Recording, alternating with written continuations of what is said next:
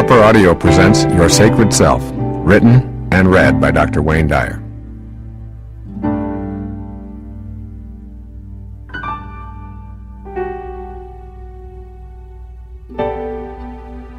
You have been facing the wrong way. The most important insight you can have is to realize that you have been facing the wrong way for the better part of your life. Take a moment right now to experience what I mean. Picture yourself in any position that you like. Standing, sitting, lying down, whatever is easiest for you to imagine. Now look at that mental picture of yourself. What you see in this exercise is a you who is always looking away from yourself, always looking outside of yourself. You are facing the wrong way. Now imagine being able to shift around and face the opposite direction. If you could in some magical way do so, then you would be facing inward.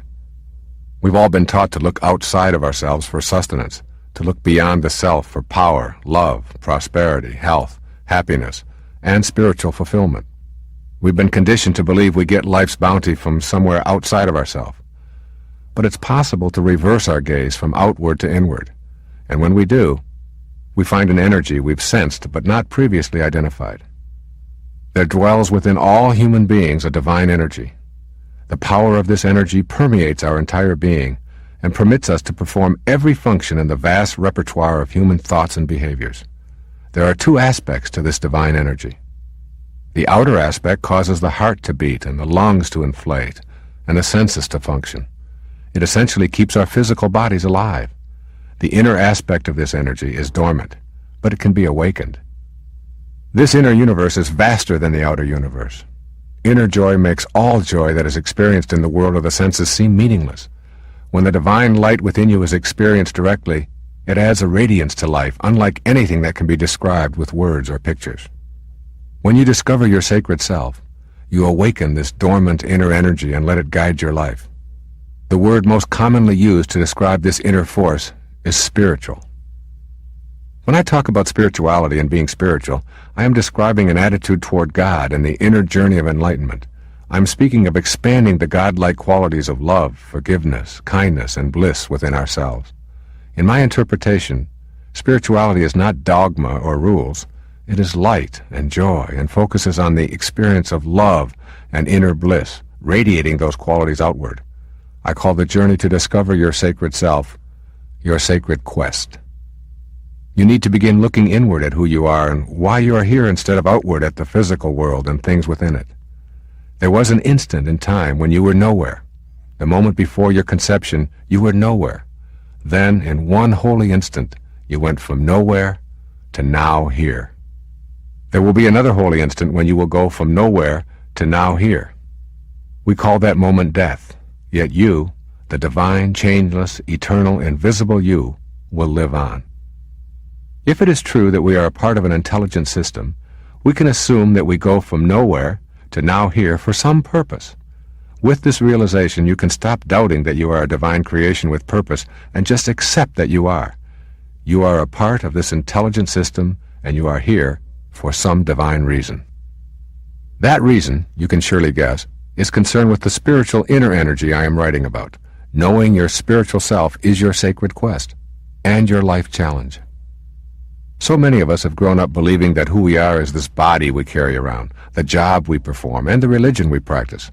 Our lives are involved with externals at the same time that we see that they are always changing and shifting.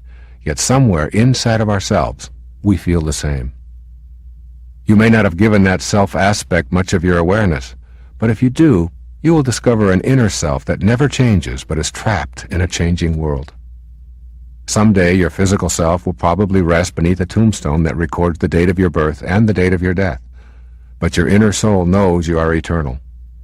Knowing this in a way that leaves no room for doubt will greatly enable your sacred quest.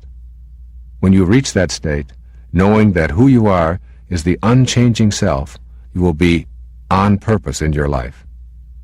Sogyal Rinpoche, in the Tibetan book of Living and Dying, puts this into words that are worth framing.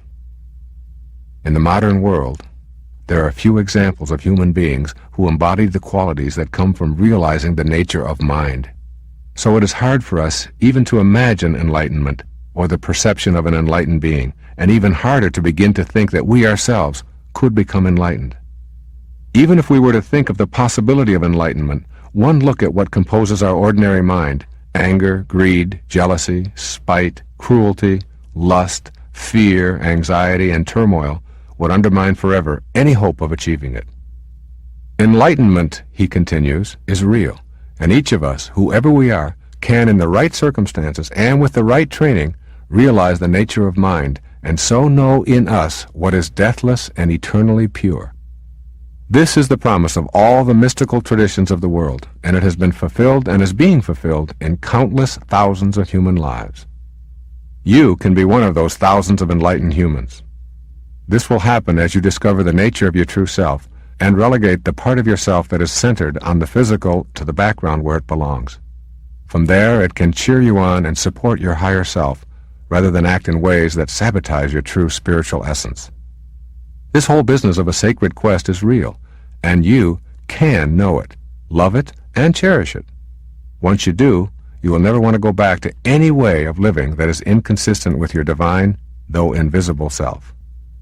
You are not that name, that occupation, that social security number, that body.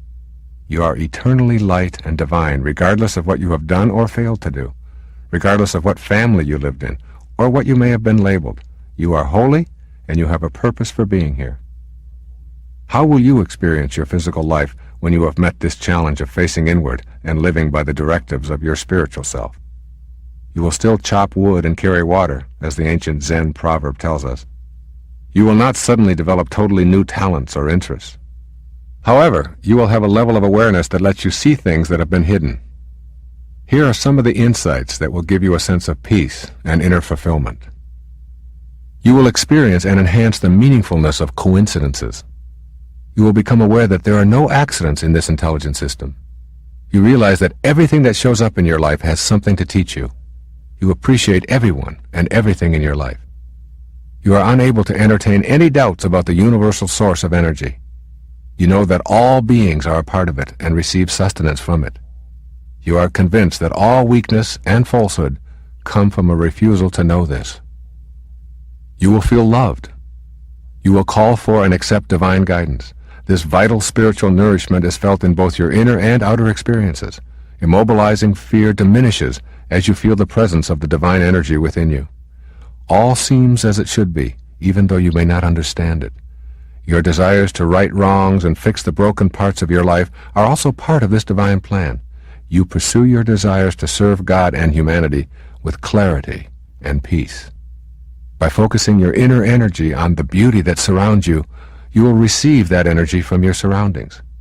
With practice, this kind of receptiveness will become a source of strength and sustenance in your daily life. You will sense that anything that is destructive to one human is destructive to all. This higher awareness will lead you to the conclusion that Mahatma Gandhi came to, that God has no religion. That awareness will give you a loving energy that will help to bring all of us together. You will make a new agreement with reality. When your soul becomes the guiding force in your life, you will break the ordinary agreement with reality intellectually and physically. Your level of awareness will shift so dramatically that you will no longer feel bound by the agreement that defines reality for most others. You will experience surrender and acceptance. You will finally stop fighting and simply let go. You will accept that God knows what she is doing. This surrendering process will make you more effective in your sacred quest. You will become a waking dreamer. Everything that you are capable of achieving while dreaming will be possible while awake. The power of your mind to manifest what previously could only occur in sleeping dreams will begin to be your awakened reality. Some people take a lifetime to learn how to become a waking dreamer, to literally be in a dream state while awake. With your heightened awareness and the guidance of your higher self, you will become one of those waking dreamers. You will know the power and ecstasy of silence. As Herman Melville wrote, "Silence is the only voice of our God.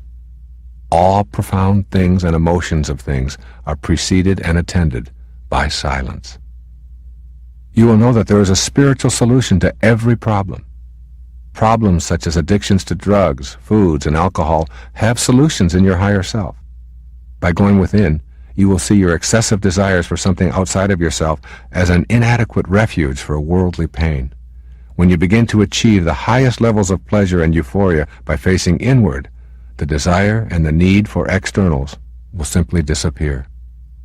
Every problem, be it with relationships, finances, health, or self-image, has a solution in the sacred self. When you are peaceful, experience silence, meditate, and listen, really listen to God, you will be directed away from the worldly and toward the divinity that is within you. You will know what you need to do. You will shift from acquiring to sharing. You will desire less and yet feel more fulfilled. You will shift your attention away from yourself and take pleasure in serving others. You will live authentically. You will accept yourself, knowing that whatever behaviors you exhibited in the past, even the ones that may have been destructive and immoral, were a part of who you were at the time, and they had great lessons built into them for you to transcend. You will be able to say with conviction, "I am what I am." While some of the people who are close to you may find this difficult to accept, you will no longer be able to compromise yourself. You will be less judgmental and more forgiving. You will begin seeing that judging others does not define them, it defines you. Consequently, you will be less inclined to judge anyone or anything. You will also begin to forgive yourself. You will see mistakes as lessons for you to transcend. This will free you from the tyranny of self-recrimination. You have made the decision to be free. Up to now, I have described the sacred quest and how it will feel when you turn your life around. The following section offers suggestions for daily practice. These exercises will help you with the about-face process. Each day, make an attempt to serve others in some small way, and do not tell anyone. Copy this ancient truth and reread it daily. When you seek happiness for yourself, it always eludes you. When you seek happiness for others, you will find it yourself. Practice making meaningful coincidences. Get a clear picture in your mind of something that you would like to see happen in your life. A job opportunity, meeting your perfect partner, quitting an addictive behavior. Keep your inner focus on this picture and extend love outwardly as frequently as possible with this picture in mind. Keep yourself appraised of the inner world where you do all of your living. With this awareness, you will begin to know your divinity. Out of this awareness, you will be able to co-create the world that you desire. Have private conversations with God. In these conversations, rather than ask for special favors, affirm your willingness to use all of your inner strength to create solutions. Take time to appreciate beauty. Attempt to remove all enemies from your thoughts. Think of yourself as limitless as you make a new agreement with reality. Picture yourself able to accomplish anything your mind can envision. Allow yourself the freedom to dream of flying, shape-shifting, practicing bilocation, disappearing and reappearing. Make your own agreement with reality that is dependent solely on what you want it to be. Surrender. Stop asking, "Why me?" Dream awake. Allow your mind to create all that you can create in your sleeping dreams. By practicing this exercise, you will someday be unable to distinguish between your waking dream and your sleeping dream. Give yourself time each day for silence. It may be a form of meditation, but if this is not your choice, then simply allow yourself some silent moments. Experience your silence for at least 30 minutes each day. Imagine a spiritual solution to your problem. This is a spiritual approach to the resolution of your problem. You have become the observer. You are viewing the emotions concerning the problem simply as energy. Before long, you will see the emotions disappearing. Your feelings of sadness and anxiety and fear will dissipate just through the act of observing. As you become less and less attached emotionally, the problem slowly disappears as the solution appears. A spiritual solution is one in which you detach yourself personally from the outcome and see the energy as flowing through you. By observing that energy, you make yourself separate from the pain. The act of compassionate observation releases the problem. Lighten your load beginning today. Go through all of the possessions that you no longer use and share them with others. You can do this with everything you own. Work at being content with who you are rather than pleasing others by being inauthentic. Say to yourself, "I am what I am, and it's okay as long as I'm not hurting anyone else in the process." Direct your attention to what pleases you. Judge not. These, then, are some suggestions that you can work on daily as you begin your quest for your sacred self. You have the capacity to meet this challenge, but before you will be truly ready, you need to examine many of the habits that you've acquired over a lifetime of having your ego and the world of the material be the authoritative forces in your life. In the years following your arrival from nowhere to now here, you were taught many beliefs about what you were capable of doing and what was impossible for you to do. It is time to let go of beliefs that have served you well, but now keep you from moving along your sacred path. The process of letting go is easily understood if you can picture life as giving exams. Just as we are required to pass exams throughout our school experience, so too are we required to pass exams in the larger school called life. If we pass them, we move on to the next level, and then take the exam for that level throughout our stay in now here. If we don't pass, we repeat the course and continue at that level until we get the lesson. Many years, even an entire lifetime, might be consumed repeating a lesson in order to pass a spiritual examination.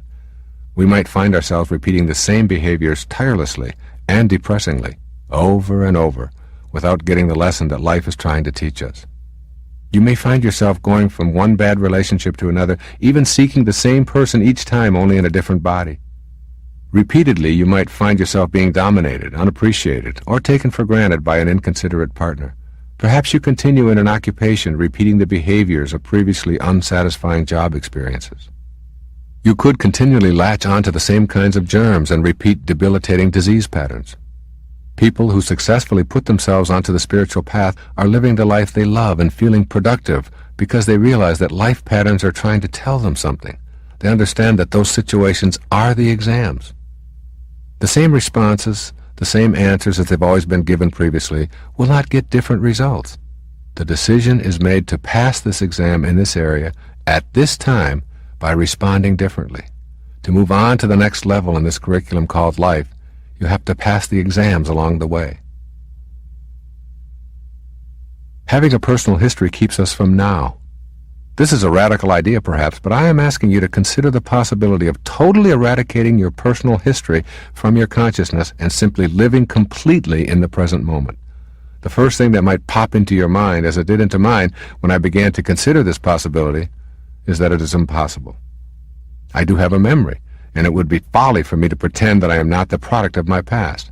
What I am asking you to develop is a forgettery to go along with your memory. The point is that as a result of being a product of your past, you are dancing to a tune thrown at you by others. In order to take the steps upward toward your sacred quest, you must toss out the idea that you are unable to take those steps in the first place. Let go of all the beliefs that convince you of your inadequacies and shortcomings. Clean out that closet of worn-out loyalties to what you can and cannot do. Just open yourself up right in this moment. Be like a clear, blank slate. Nothing is imprinted or projected onto this slate. It begins with no. It ends with now. There is no guilt about erasing your personal history.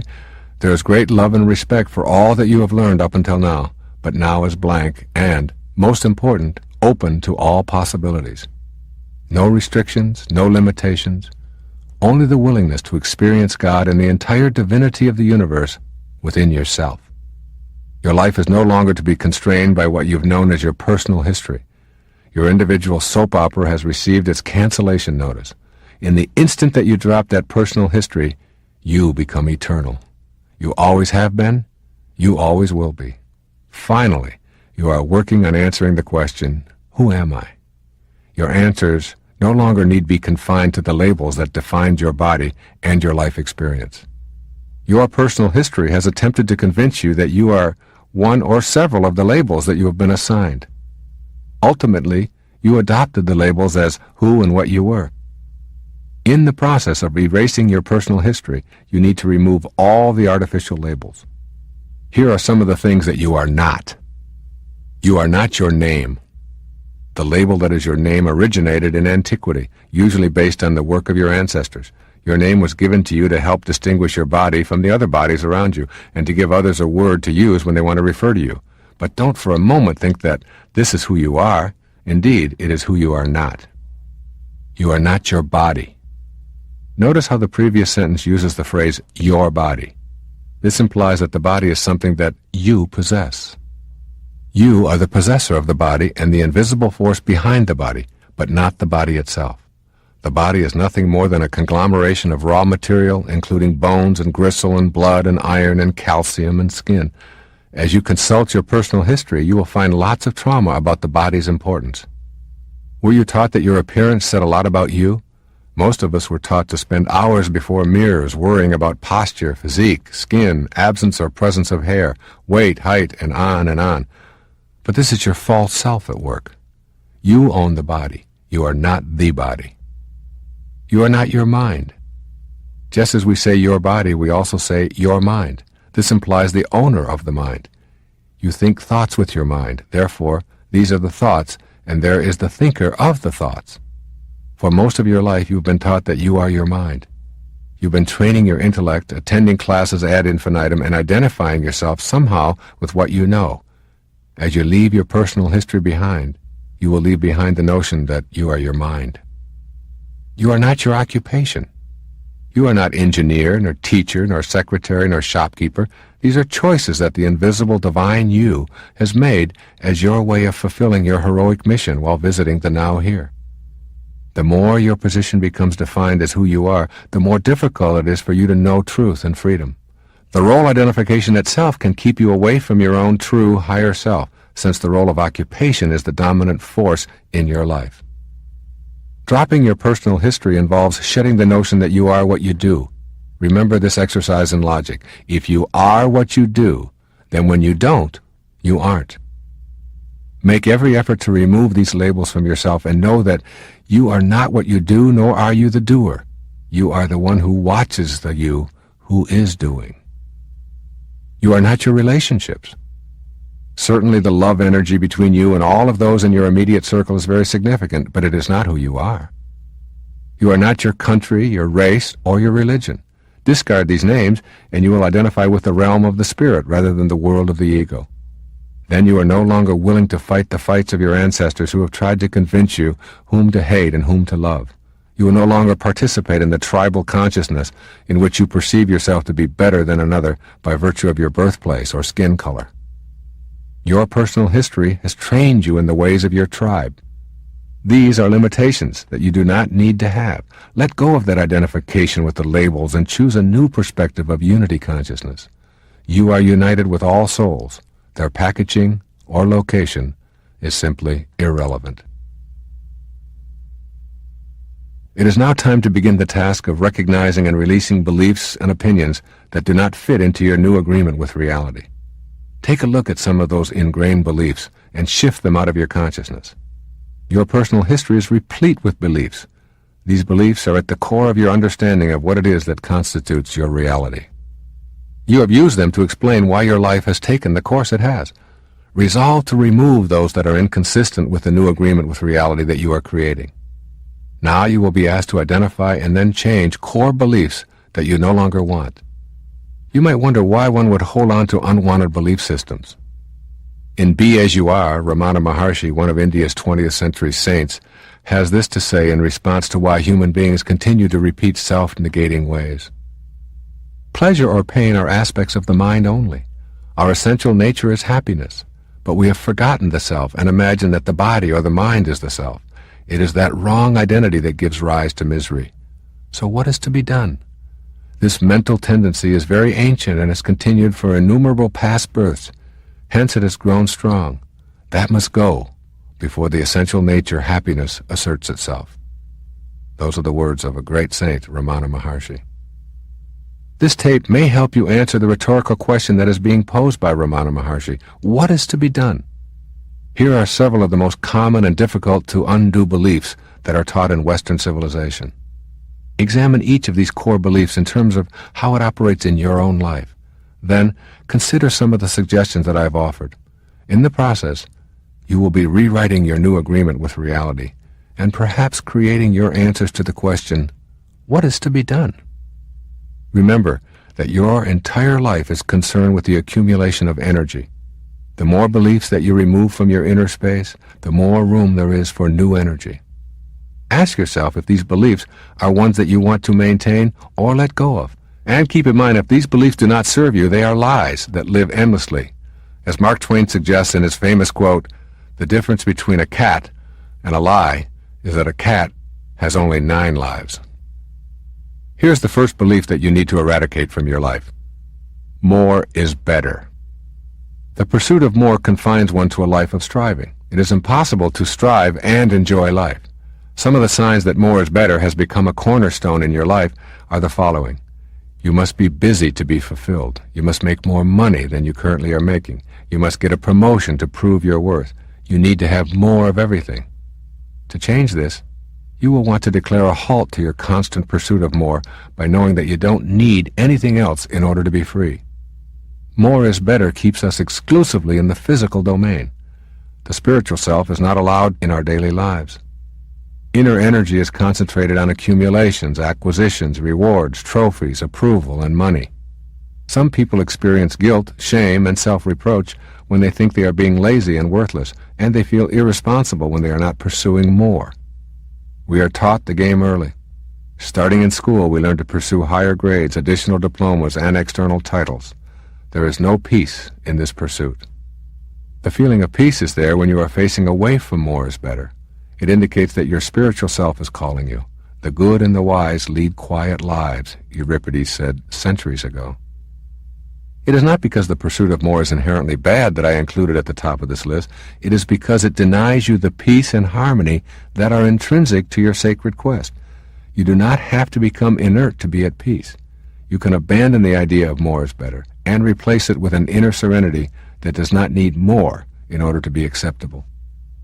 You have received beliefs from an endless chain of people who have been willing victims for generations. When you let go of these beliefs, you will open an inner reservoir of space that allows you to accumulate a different kind of energy and will direct you toward peace rather than toward tumult and a bypass operation. Examine carefully how much of your life energy is used in pursuit of what you don't want or need. Practice one day at a time the idea of saying no to more. A very emphatic no. I will not pursue that item. In place of pursuing more is better, spend time playing with your son or granddaughter. Read the New Testament instead of chasing after another object. Go for a long walk along the riverfront rather than spending time trying to get ahead. If you were raised on blame, it is a habit for you to reach for this excuse whenever you wish to explain why something is not working in your life. You can, for instance, blame lack of prosperity on a lot of externals, your culture, the stock market, politicians, your parents, lady luck, the greed of others. You can blame illness on heredity and the flu season and bad luck of the environment. Your sour relationships can be blamed on your partners, their inability to love you, your upbringing, or your parents. Your personality can be blamed on your parents, or your genes, or your childhood, or your siblings, or your birth order. And your physical appearance can be the fault of genetics, the food manufacturers, advertisers, or the polluted environment. This is potentially an endless list. The alternative to blame is self-responsibility, becoming an inner-directed person. You may not have been taught to consider taking responsibility for the events of your life. But if you are unwilling to discontinue the blame game, you will be unable to initiate your sacred quest. When you are inclined to think that someone else is responsible for your circumstances, take an instant to say a prayer of thanks for the lesson. The lesson is to become aware that you are the one who is experiencing the feeling. You can do this the instant that you recognize yourself playing the blame game. Feel thankful toward those you've let anger you. Give inner thanks for the reminder that the feeling you are experiencing is inside you, not outside you. Say to yourself, I do not want to be right. I want to know the truth. I want my higher self to rule. No one is to blame for how I am feeling. It is my feeling, and I respect that. These kinds of affirmations will lead you to self-reliance and to the way of the sacred quest. Your spiritual soul will then become the guiding light for the remainder of your time in the now here. Another belief that you have to rid yourself of is that idealism can't coexist with realism. Don't be such a dreamer. Be realistic. Forget about your inner vision. Look around you at what is happening. This is what is real. Have you heard similar pronouncements often in your life? If so, you probably developed an attitude about what was possible and what was impossible. If the ideals that attracted you were labeled impossible, you probably sacrificed them for a way of viewing your world that was based on what others determined was realistic. Discarding that old belief about reality can be a major task on the path of the sacred quest. Are you ready to reconsider your view of reality? Perhaps William Blake's statement will inspire you. He said, if the doors of perception were cleansed, everything would appear as it is. infinite. Can you imagine your reality in that way? Everything infinite? When your perception is expanded, nothing is real and nothing is imagined. All there is perception.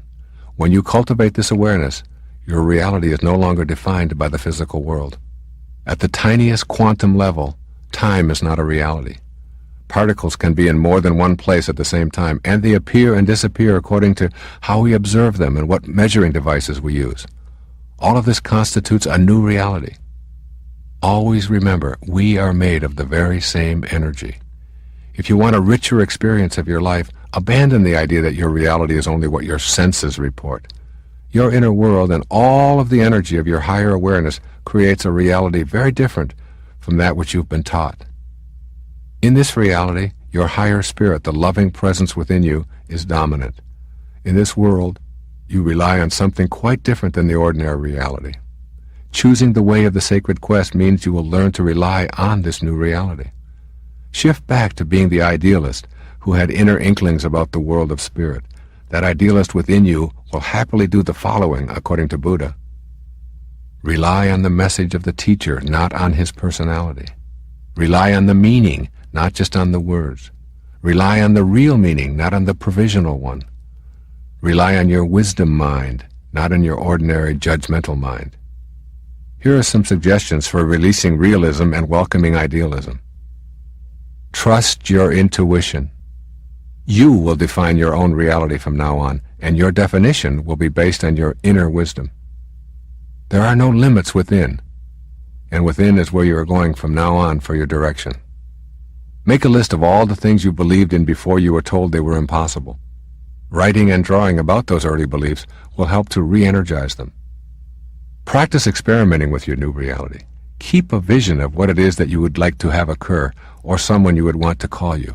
Anything that is important to you. Meditate on it, manifesting into your own life. Keep track of all the little things that lead up to bringing it about.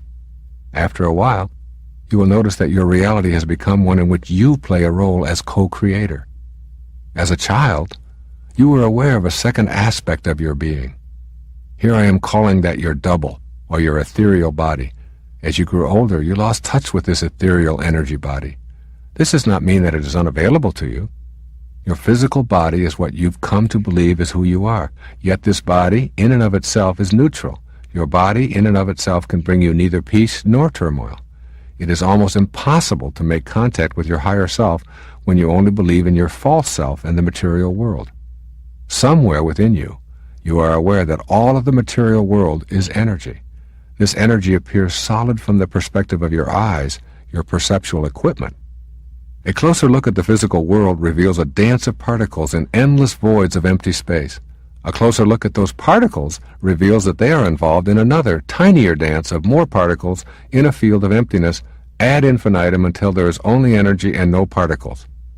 This is our reality. But we've been persuaded that what we see with the limitations of our eyes is the only reality there is. Your body is a part of that perceptual system you have been conditioned to accept. Your task is to dissolve the barrier that separates these two aspects of your being. When you do this, you leap into the unimaginable. Here are some suggestions for releasing your belief in physical exclusivity. Open yourself to the possibility of other dimensions of reality being available to you. Affirm to yourself that this is all a possibility. Very few people believed in the existence of microscopic life before the invention of the microscope. There were zillions of tiny creatures swimming around in their own pool of reality, independent of anyone's opinion about them. They exist now in your skin, your eyes, your fingernails, and your hair. All of those things that you sense to be solid are alive with invisible activity. Apply the same awareness to this notion. You can't see it, but you are an energy body and a physical body. Your double would like to introduce itself to you. Our education emphasizes believing in sensory experiences. Such experiences seem to tell us that we are separate, unique, special, and disconnected from each other. Very few of us learn that there is some kind of unity. The truth is that everything is linked, including you, to all other beings. Discard the belief that you are separate from everyone else. You will acquire a reverence for everyone that will turn into love. When we lose our sense of us versus them and know that we are all us, then we have a win-win relationship with life. Practice letting go of your ego's need to be separate from others. Begin viewing yourself as a member of the human family called us. Share your toys with others, especially neighbors and even strangers, as if they were a part of your family. As the English proverb says, the hand that gives, gathers. Treat everyone as if they are part of the tribe you love belonging to. Don't mentally note their differences. Carry an inner determination to see others as just as much a part of you on a spiritual level as is your child or your spouse. Create an affirmation expressing the idea that you are my brother, my sister. You are a part of my us. There are no more thems in my life. You have been taught that there are some bad people in the world who are best ignored. I'm suggesting the contrary. Everyone who comes into your life in any capacity is valuable. The petty tyrants in your life are just as divine as those who provide you with encouragement and support. Emerson put this important lesson like this: the whole course of things goes to teach us faith. The whole course. This means everything that comes your way. Perhaps the single most significant person in my life, the one person who made the greatest difference for me and my own spiritual development, is a person who by all accounts was a petty tyrant. This man was my father. He abandoned his family, spent time in prison as a petty criminal, and was abusive toward his wife. At the age of 49, he died from excessive use of alcohol. I have no memory of him. My knowledge of him is based on what I heard and later discovered to be true when I investigated his life. Yet this petty, tyrannical con man was the main character leading to my transformation. I wrote about forgiving my father, and you'll see it when you believe it. I discarded the hatred and the bitterness that I had carried with me for a lifetime. A single act of forgiveness and letting go opened the way to my sacred quest and the writing, speaking, and living of the miracles I write about. I learned what I had to transcend. When I now occasionally slip into some of the behaviors that I know destroyed his life, I remind myself that this is not my path. This is not the kind of father I wish to be. This is not the kind of husband I wish to be. It is his example that helps me get myself back to the path that I know is my spiritual destiny. Be thankful for those petty tyrants. They are there for a very important reason. Ignoring them guarantees that more of them will appear in different bodies later on in your life. Prayers of thankfulness are wonderful affirmations of this truth. The experience of being deserted by a spouse might teach you to be independent. This type of situation may introduce you to the loving presence within. Perhaps you will learn the difference between aloneness and loneliness and decide to love the person you are alone with. The alcoholic years can teach us that we are greater than any substance. We might learn to be thankful for those drunken teachers and consider them instructors from God. Even physical abuse may have a powerful lesson in it. We may discover that we are more than a body. It's possible for us to know that no one can reach our inner self with their blows. Make a list of all the people you have written out of your life as evil or scumbags. Write down everything that their presence taught you. Have you learned to not repeat victim behaviors? Reconsider that so-called scumbag's value to your life. You could not have learned the lesson without that person. The evidence for this is that you obviously needed to bring that person into your life because you did. Look for the fullness of God in everyone. Realize that in some unfathomable way, the fullness is operating even if you cannot see it.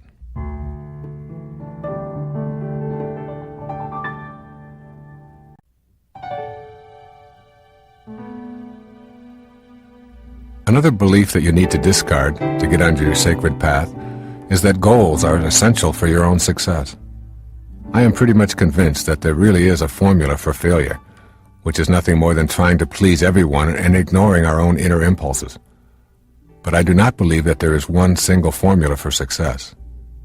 Living the spiritual life does not mean setting goals and following them assiduously. The way of the sacred quest is different than that. This difference is sensed in this little stanza by Rumi, a Sufi poet who lived 1,000 years ago. He said, "Do you think I know what I am doing? That for one breath or half-breath I belong to myself? As much as a pen knows what it's writing, or the ball can guess where it's going next." As an instrument of God, you are ever in the presence of a loving guidance. With this inner awareness, you will not lose sight of yourself and become a homeless bum begging for your next meal if that is not the way of your sacred quest. You will know your purpose, pursue it with vigor, and trust the universe to handle the details. It is this kind of awareness that has led me to work even harder and produce more effectively and feel more purposeful, not a set of goals that I strove toward. I can truly identify with Rumi in this regard. I have never known where I am going. I quiet myself, listen, and then allow myself to be guided. Having goals is a way of abandoning now in favor of a plan for some future now. The absence of a lot of specific goals helps cultivate your awareness that you are not alone on this journey. You begin to trust in the divine guidance to assist you in your present moment. You come to know the universe will handle the details if you surrender and let go somewhat. How to release the importance of goals for success? Be willing. This is the most important suggestion I can offer. Be willing to do whatever it takes to turn that inner knowledge and future pull into your reality. Relax about the future and let it go. Instead, make an active commitment to enjoy this day a little more. The more peaceful you are with yourself and your role here, the more productive and efficient you become. It is very difficult to accomplish anything when you are stressed over the outcome. When you relax and get peaceful, you become inspired and efficient. Toss out the goals and live your life knowing that you are co-creating it. Another belief that you've had handed to you that you'll need to discard is that you must always do your best at everything that you do. Throughout our lives we hear, I don't really care how well you do as long as you do your best. Examine this idea and you may come up with a different conclusion. You don't really have to do your best. In fact, your best is something that you can never measure or even know. You can drive yourself to neurotic extremes with this idea of always having to do your best. Your best leaves no room for improvement. It means that you have to go all out 100% every single time you do anything. When you remove the stigma of having to perform at a given level, you remove the ego's need to be judged better than others. You are better off to simply do and enjoy and be willing to learn. Stop imposing on yourself and your children the belief that you must do your best. Experiment with performing tasks that seem to flow from your inner promptings, but detach yourself from the need to measure to see whether your efforts have been worthwhile. While meditating, get a picture of yourself being able to do anything. Give yourself permission to be with this image and to forget about the outcome. See how peaceful you feel when you're not being tested, when you're allowed to just be. Give yourself the same permission in all of your daily undertakings. Another belief that you'll need to discard is that dreams are not reality. Most of us were taught to believe in two separate realities. One is our waking reality, the other is our dream reality. In this formula, when we're in a dream state, we're in a world that is unreal. We disregard dreams as a mental exercise that happens only while we sleep. Waking consciousness is considered reality, and dreaming consciousness is considered unreality. I suggest that you reconsider this belief. Imagine that your dreams are simply different aspects of the same reality, and that they contain teachers for you on your sacred path. Begin with understanding that this is primarily a world of energy, and only secondarily a world of material objects. To know your sacred self, you need to perceive energy directly. This is what you are capable of doing in your dream state. The entire basis of your perception shifts from concrete objects to energy shapes. When this is part of your reality, your dream state becomes something that you share with other spiritually attuned beings. Eventually, you can be aware that you are dreaming while you are dreaming. This is called lucid dreaming. In lucid dreaming, you can control your dreams and be able to dream awake. Through the process of dreaming, you perceive other dimensions of reality, which are shut out by your conditioning. I'm not talking here about dream interpretation. I am talking about knowing your dream life and being aware of experiencing dimensions of a reality while you are sleeping, which will also become available in your waking moments. Your dreams are created with the same body and the same brain as is the rest of your perceptual world. It's all yours. You do not leave every night and take on a new brain to experience your nighttime reality. Everything that you are capable of knowing and being convinced of in your dream has a potential for being experienced in all moments of your daily life. Everything. Yes, I know this is a radical notion, but it leads you to know the power of your energy body. You enter your dreaming world with a complete absence of doubt about what you can experience. With that absence of doubt, there are absolutely no limits. Then, when you awaken to what you call your waking consciousness, You still have the same body, the same brain, and the same perceptual equipment, but you introduce doubt. I believe that your dreams do not reveal things about you, but that they are you. They are real, and they can become highly effective in helping you to experience your highest spiritual self. When you do go to sleep, encourage yourself to be aware that you are entering your dream state. Just this awareness is the first step toward higher awareness through dreaming. As you drift off, make a mental note to yourself that you are about to enter the dream state and that you are pleased to be aware of it. Make an effort before you drift off to consciously see elements of your upcoming dream. Tell yourself you will make a note of an object, a room, or a specific location while you're in the dream. Experience as much detail as you can concerning the object while dreaming. If it is a lamp, for instance, bring it closer to you with the power of your mind. Examine the color and the shape and the intensity of the light. You want to make direct contact with your energy body, that special body of energy that coexists at all times with your physical body. By examining the content of your dreams, you will give yourself access to this higher energy. You will prove to yourself that your mental energy is a phenomenon that you can manipulate with practice and effort. Eventually, you will be able to access this energy in all moments of your life. In the first part of this tape, I've described the ideas and opinions you've been exposed to that have probably influenced your life. Many of those ideas, given to you by others, may now be your daily reality, defining for you what is possible and impossible in your life. I've encouraged you to abandon many of those beliefs and to make a new agreement with reality that is based instead on what you know is your truth. Once you know your personal truth, your reality will be free of doubt. You might not think that doubt could have much of an effect on your life, but part of the damage that it creates is that it is so thoroughly etched onto your belief system that it becomes impossible to think any other way. Doubting our potential achievements, we proclaim with certainty just what is and just what is not possible. But when doubt is banished, we come to a knowing that leads to creative and inspired solutions far beyond what we believed was possible. Can you imagine your reality if you were brought up in an environment free of doubt? How would your life be different if you had never heard, "It can't be done, that's not possible, accept your limitations"? What if you had been encouraged to exercise the energy of your mind? You might have used that energy to explore your power to influence other beings and things and the weather and your own creativity.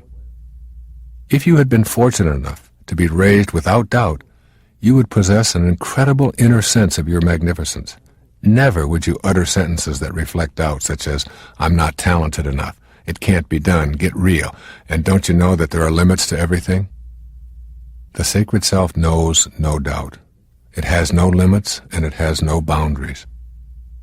What would our world be like if we had learned this in childhood?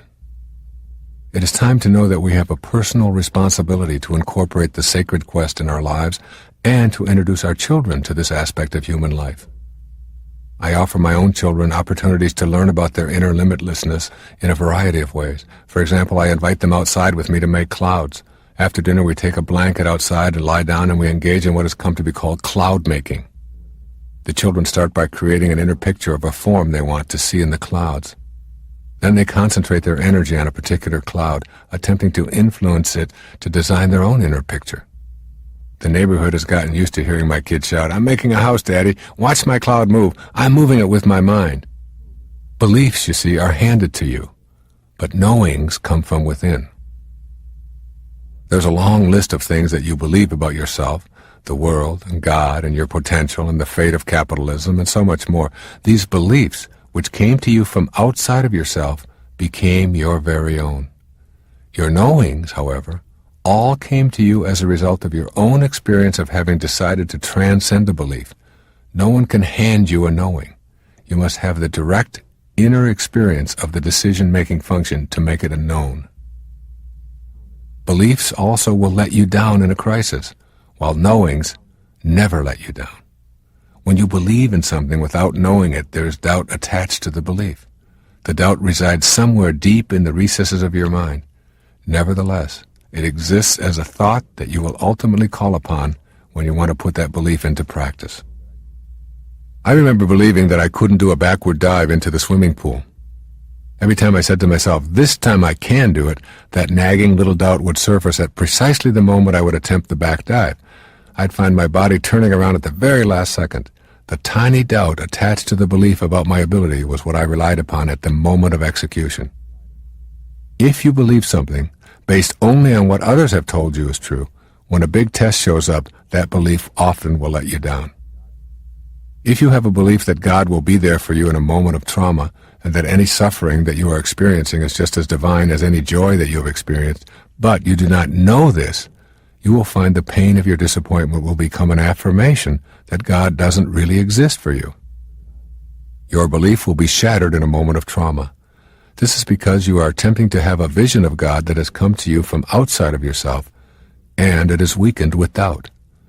Knowing God and suffering in the way William Blake wrote about in this following poem would pull you through your trauma safely, as the poet suggests. He says, "Man was made for joy and woe, and when this we rightly know, through the world we safely go. Joy and woe are woven fine, a clothing for the soul divine." Knowings can never let you down because they are woven into the fabric of your being. If you cannot doubt that which you are, and you know that you are, then you will never be disappointed. Again, beliefs have that insidious doubt attached to them, while knowings are free of such contamination. Your beliefs are mental exercises, while your knowings are physical exercises. You may believe that you have no talent for art, but somewhere deep within your consciousness there exists a tiny smidgen of doubt about whether it would prove really true were you to actually apply yourself in a new way. When you know something, it becomes your physical reality, and you act on this knowing at all times. When you merely believe something, whether it be negative or positive, you have a tiny bit of doubt connected to it, and that doubt becomes your reality. Beliefs are mental. Knowings are physical, though they originate as mental beliefs. Beliefs restrict you, while knowings empower you. Louise Hay is a perfect example of this. She is a beautiful and sensitive woman who has written many powerful books on healing and is the publisher of a collection of my own personal affirmations and daily reminders, a little book called Everyday Wisdom. We were on a national television hookup together when a caller asked whether Louise had ever considered any traditional approaches to treating her cancer 8 years earlier. Louise gave the kind of answer that I hope you will be able to cultivate as you see how knowing can empower you to higher levels than you might have considered. She responded, "I knew in my heart that I could not allow them to radiate me or to put chemicals into me or cut me. I just knew that this could not be my method for dealing with this cancer. My knowing led me to other alternatives, which I have written about, and ultimately to the eradication of the cancer from my body. I am not disparaging any other form of treatment. I just knew inwardly that I couldn't go in that direction." The key here is her use of the word knew. She didn't believe in an alternative therapy. She knew that those traditional methods were inconsistent with who she was. She consulted her knowing. That knowing empowered her. Your beliefs are transitory, while your knowings are eternal. Think about many of the beliefs that you have today and how they have shifted over the years. In fact, many of the beliefs that you now hold were met with revulsion and disgust when you first experienced them. There's an old saying, fear knocked at the door, and faith answered, and no one was there. Fear stems from doubts we have about our divinity. The antidote to fear is faith. I know within that I am not alone, ever. I know that I have divine guidance available to me at all times. This inner knowing makes fear impossible. You too are not alone, and you also have omnipresent guidance accessible at will. When you truly know that the loving presence is always with you, the possibility of living with both doubt and fear evaporates. This is a belief that you can't get from another person. It has to have the quality of being a knowing. Then the notion of fear vanishes. The things we most commonly fear can be explained away by lengthy research and investigation, or fear can be eradicated with one short and simple statement. I have chosen the second way, hoping to stun you with the simplicity of eliminating fear. Here are some of those fears. Fear of failing. Get rid of it. You cannot fail at anything. Everything you do produces a result. It is what you do with the results that counts. Labeling yourself a failure is meaningless. Fear of disapproval. Get rid of it. You do not need external validation. You are a divine creation of God. Your path is unique and special. Get on with your purpose. Fear of suffering. Get rid of it. You cannot suffer when you know your sacred self. Only the person you imagine yourself to be suffers. Your joy is divine, and so is your suffering. All of the woe is a part of God's plan, bringing transcendent wisdom when you stop judging it. Fear of isolation. Get rid of it. You can never be alone. When you know this, you will never fear loneliness. There is a gigantic support network of loving souls with you on a similar path. Know that to be true. Stay focused on your purpose and forget about being isolated. When you do this, all of the guidance and love that you need will begin to be known by you. Fear of looking foolish. Get rid of it. When you are doing the work of the higher self, you are always on purpose. Whether others judge you as foolish or not is irrelevant. And finally, fear of success. Get rid of it. Replace the fear with knowing that you deserve any prosperity or abundance that comes your way. Know that when you are on the way of your sacred quest, external measures of success will appear. Your success, however, is an inner matter. It is your personal feeling about yourself, and certainly you do not want to be afraid of yourself. These, then, are the 6 fears that interfere the most with the way of our divine purpose. Know that you possess the inner tools to transform your life, and the fear will be gone before you can utter, "Get rid of it." One of those inner tools is to acknowledge to yourself when fear enters your personal picture. When you do notice yourself experiencing fear, please be sure to gently allow it into your awareness. Feel it and refuse to judge it. The first time I had ever walked out on stage to speak before thousands of people and had forgotten my notes, I experienced severe feelings of fear. Not acknowledging my fear would have kept it right there on stage with me. But I surrendered to the fear, while I reminded myself that I was not alone. I went out on that stage with my fear as my companion. Before even a few minutes had passed, I was absorbed in my mission and my fear was gone. By acknowledging the fear, and then doing what you were afraid of anyway, you serve notice on those kinds of self-defeating thoughts. You also take a giant step toward banishing doubt from your life. Fear and doubt are partners. That which you doubt will cause you to be afraid. That which you fear creates doubts about your ability to deal with it. Faith is an antidote to fear and doubt. In most cases, the use of the word faith is associated with developing a religious framework for our lives. Faith and worship in this context go together. I'm not talking about faith this way. I honor whatever your religious persuasion is, but I do not want you to confuse religious beliefs with the actual presence of faith. Faith is akin to knowing God, which is different than believing in God or knowing about God. Knowing, as I am speaking about it, is an experience on a cellular level of personal experience which has not one iota of doubt attached to it. To me, faith is an inner knowing and a capacity to see God in everything, including myself. This kind of faith does not come from books. The kind of faith I am describing does not need a religious service or a holy book. It comes from having the direct inner experience of God as a part of your higher self. It is demonstrated in countless ways in daily life. You do not necessarily have to see this inner light with your senses, yet the experience is known. You know that what you do not see is there for you as well. I've seen my wife, Marceline, demonstrate this inner faith on 7 different occasions when she has given birth to our children.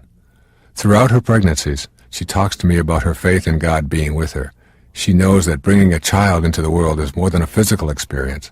She knows that it is a holy opportunity that she has been entrusted with. She has absolutely no doubt about her ability to proceed through all stages of her labor and childbirth without complications, pain, or any suffering. This faith literally puts her into a higher state of awareness, and her physical appearance literally changes. She has actually left the confines of her body. Through the power of her miraculous concentration on what she has to do, she proceeds unaware of surrounding distractions. Her inner faith has literally seemed to banish the doubt about her ability to deliver a baby in a spiritual and pain-free environment. She doesn't believe that God is there for her. She absolutely knows it. The idea of any doubt being present is ludicrous to her. I have been in the labor room with my wife while women all around her were out of control with fear and doubt. Marceline, relying on her faith, is participating in the act of creation as an observer and a faithful participant. In fact, she has taken that same inner knowing based on faith to assist other women in having their babies.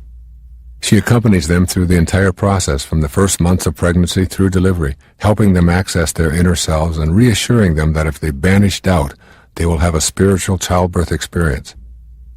I have yet to see it fail. Understand that faith is a decision that you make internally. It is a mental decision to know that everything is on purpose. Faith then becomes an energy that resides within you at all times. One evening as I sat and watched a spectacular sunset on the Gulf of Mexico, I had a stunning realization.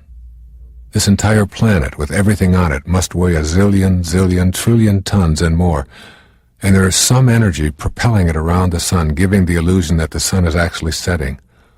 What was really happening as I sat there was that I was setting and moving in orbit around the sun. I contemplated the enormous amount of energy that is ceaselessly working to move this enormous planet and keep it spinning and staying on course in its yearly excursion.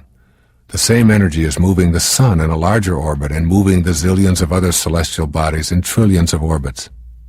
This energy gives the illusion that the Earth is standing still, yet we know there is enormous movement. We have faith in that energy. We trust that there will be a sunrise tomorrow morning in the east. We don't believe in it. We know it and have faith in it. That same energy is propelling you through your life and is within you at all moments. That same energy allows your lungs to fill with air, your heart to beat, and your body to stay together rather than to disintegrate. You know it.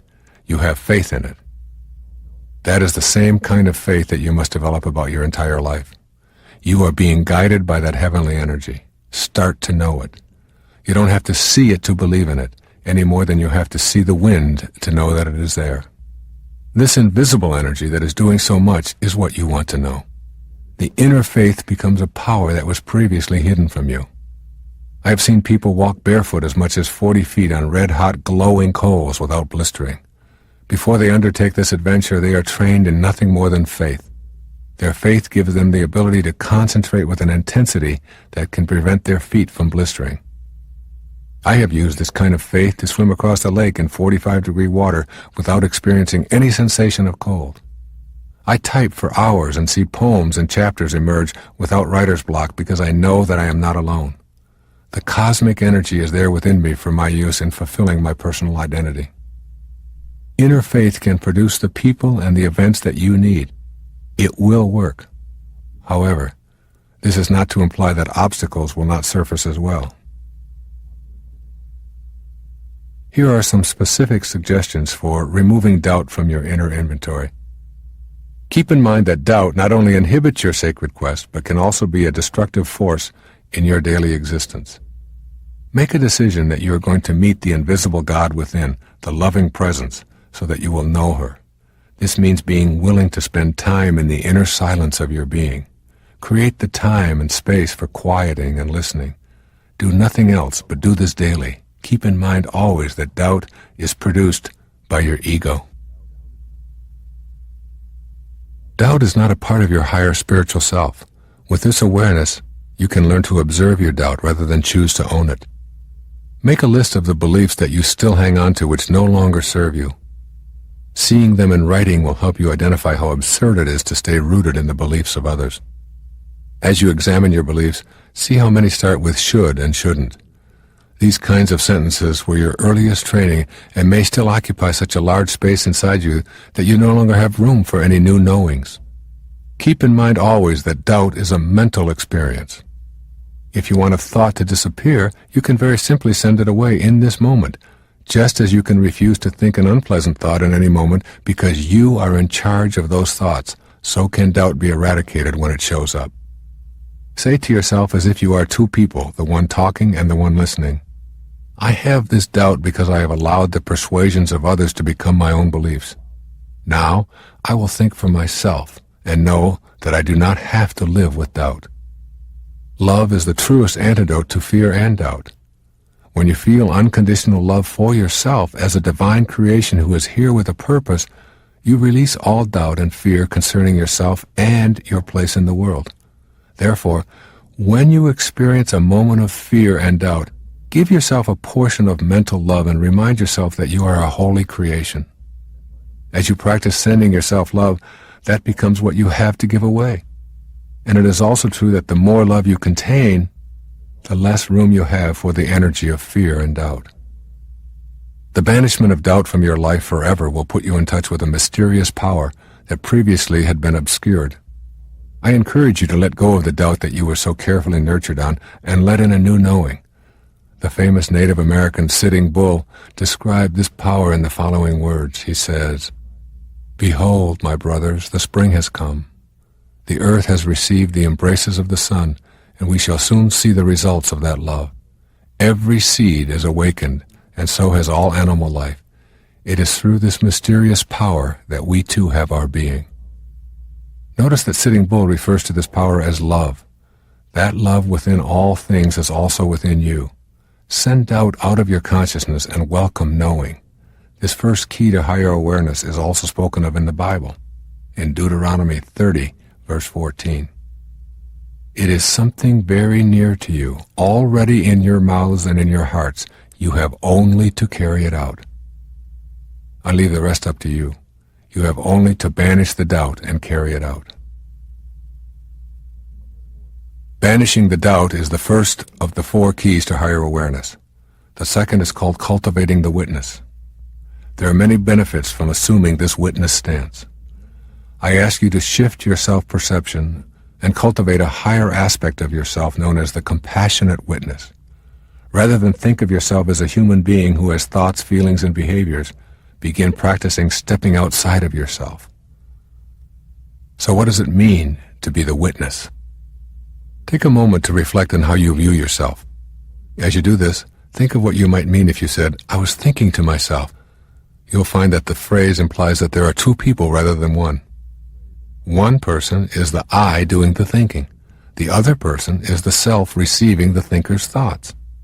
The I is talking to the self, which, when you really examine your inner dialogue, you know you do hundreds of times each day. When you cultivate the witness, you remove yourself from both the I and the self position. Here, from an invisible space outside of your physical body, the witness is detached from your emotions and feelings and behaviors. Here, the witness lovingly watches your entire life transpire. So why become the witness? In my world, nothing ever goes wrong. These words were spoken by Nisargadatta Maharaj in response to an interviewer who, in exasperation, asked Maharaj to talk about the problems in his life. It is for me the single most powerful affirmation I have ever heard. I use it every day of my life, and I have it posted strategically in my office as a daily reminder of its supreme value in my life. In my world, nothing ever goes wrong. Within all of us is the eternal, changeless dimension of our higher spiritual selves. This is the invisible I that talks to the physical self. This is the thinker of the thought. This compassionate observer is not revealed with scientific instruments and doesn't appear on autopsy reports. When you are genuinely able to live in that spiritual domain of the witness, then nothing goes wrong because wrong is not possible for the witness. It is all in order. Nothing is questioned from that perspective. It is like being able to live in heaven where eternity and the soul are at the same time that you are within the physical body. But in this space, the body is not the focal point of existence. I am not suggesting that you need to sit in an ashram and discard all of your physical possessions in order to find this key to higher awareness, although that certainly is a possibility. Instead, I want you to consider how these words of nothing ever going wrong, of having no problems, and of living in a world of the changeless apply to your spiritual awakening. There is so much to learn from these ideas. Cultivating the witness will put you on the path where your higher, sacred self begins to influence your physical, ego self instead of the other way around. As Nisargadatta Maharaj puts it, give it your full attention. Examine it with loving care, and you will discover heights and depths of being which you did not dream of, engrossed as you are in your puny image of yourself. These are startling words describing the power and the value of cultivating the witness. The ordinary way of attachment and suffering can be changed when you learn to access and cultivate the witness attitude of detachment and observation. In order to cultivate your witness, you need to learn to observe your reactions in order to go beyond them. It is the going beyond that is the crux of the sacred quest. There are many ways that you can use the observation process. Here are a couple of them that are very important. The first is observing your body. This is one of the areas of being the witness that most of us have practiced somewhat. In general, we allow our body to function without interference. We are aware that there is the body and that there is a ghost in the machine, if you will. For as long as you can remember, you have been observing this phenomenon of a body. It is also true that you know that the entity that is doing the observing is removed in some dramatic way from that which it is witnessing. As you are listening to these words, you are allowing your body to act out its destiny without your meddling. You are not busy beating your heart or filling your lungs or oxygenating your blood supply or circulating your vital fluids. You allow your body to operate itself, and you allow another part of you to know the way of being the divine, quiet, non-interfering observer. This way has served you well. By just observing your body and detaching yourself from its functioning, it works as perfectly as it was ordained to. If you were constantly monitoring and attempting to control your bodily functions, you would be unduly attached to its outcome, and you would inhibit its natural functions. The times in your life when you worry or interfere with the natural functions of your body are the times when you find it breaking down. Feed your body the wrong foods and it will respond with lethargy and disease. Fail to exercise it and it will become overweight and groggy. Ignore its needs for fresh air and healthy environment and it will fall into disrepair. Feed it narcotic substances or artificial drugs and it will react with violent symptoms. When your body is in any state of disrepair, from being overweight to having back pains or nervousness or influenza or cancer or anything that is not the way of perfect health that your body knows at the cellular and genetic levels, then you are being called back to the position of loving witness. True awareness is a state of pure witnessing, without any attempt to fix or change that which is being witnessed. It is a kind of non-judgmental love that, by itself, is healing. Even if what you observe is sickness or infirmity, the compassionate witness notes the trouble spots and observes them with unconditional love. The absence of judgment in the act of observation itself contributes the appropriate energy of love that the situation needs. The more you can practice witnessing in this way, the more you will find that the mere act of non-judgmental witnessing will keep your life moving on its sacred quest. The mechanics of creation are such that where you place your loving attention and maintain it is where the wave begins making the shift from nowhere to now here. The second way of observing is called observing your mind. Your mind is filled with thousands of thoughts every day. They come and they go like trains in a terminal. One enters, another takes its place, one exits, and along comes another. First, you want to watch your thoughts. Then you want to watch yourself watching your thoughts. Here is the door to the inner space where, free from all thoughts, you experience the bliss and the freedom that transport you directly to your higher self. The simple exercise of watching your mind manufacturing its thoughts will eventually cause unwanted, unnecessary, erroneous thoughts to dissolve. In the process of cultivating the witness, you learn to quiet your mind, to take inventory, and dispose of or reassign thoughts that generate self-defeating or ego-centered responses. In this simple process, you also come to know your spiritual self. Ego-generated thoughts play a huge role in creating the world that the ego wishes to create. Each of my thoughts seem to demand it be considered the most important. Troubles begin with a thought that you put into your mind and allow to fester to the point of anxiety. The anxiety begins to manifest in your life in physically destructive ways, which we call things like arthritis, high blood pressure, and career cardiacs. The loving, non-judgmental energy received from the observer or the witness will allow these thoughts to flow in and out as naturally as the ocean tides. Tides in, tides out. Thoughts in, thoughts out. You will learn to be a witness to your thoughts in the same way that you observe the tide.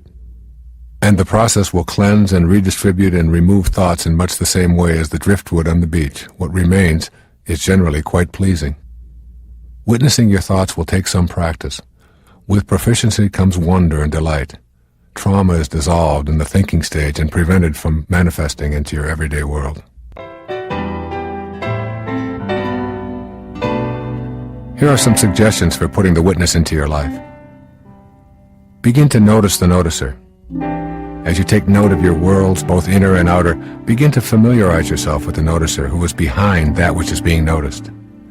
If you do this several times each day, you will begin to see that you are much more than just a body and mind going through the program motions of your life. Your realization of your true self as the witness behind that which is being witnessed will bring you a new dimension of creativity and bliss. Try on this exercise. Think of something that has been bothering you for a long period of time. Now go to a quiet place and close your eyes. Just see the problem surfacing on the blank screen in your consciousness. Notice all aspects of the problem, what it looks like, when it shows up, what you feel when it is on your mind, the pain and the fear that you have when it is present, how you have dealt with it unsuccessfully in the past. Think of everything that you can which is related to the problem. Then, detach yourself in your mind from the problem. Just allow it to sit there on the screen of your mind. Look at it from the viewpoint of the compassionate witness who just non-judgmentally notices the screen. Watch it like a movie, allowing it to change in whatever way it does. Just observe it with loving permission for it to do whatever it wants to do. You will see it change and fade in and out of awareness. With each change or movement on the screen, remain in the caring witness mode of knowing the energy will do what it will and will also be accompanied by the loving energy from the witness. Often, just this act of observation will result in a feeling of the problem having dissipated. If that happens, observe that also from the position of caring observer. I once practiced this act of observation when I was injured and unable to play tennis. I reacted at first to the pain in my foot with statements like, "This injury is keeping me from doing what I want to do and I'm really upset about it." I found that no matter what I tried, the pain persisted, and I was unable to pivot and consequently had to discontinue an activity that I loved. I then took the witness stance. I no longer saw myself as having an injury. I attributed the pain only to my body and not to me. I witnessed the entire thing and merely watched it. I lovingly witnessed the pain, the way it showed up, my feelings of frustration about it, the color of the swelling, everything. But I refused to think of it as mine. It was only my body's problem.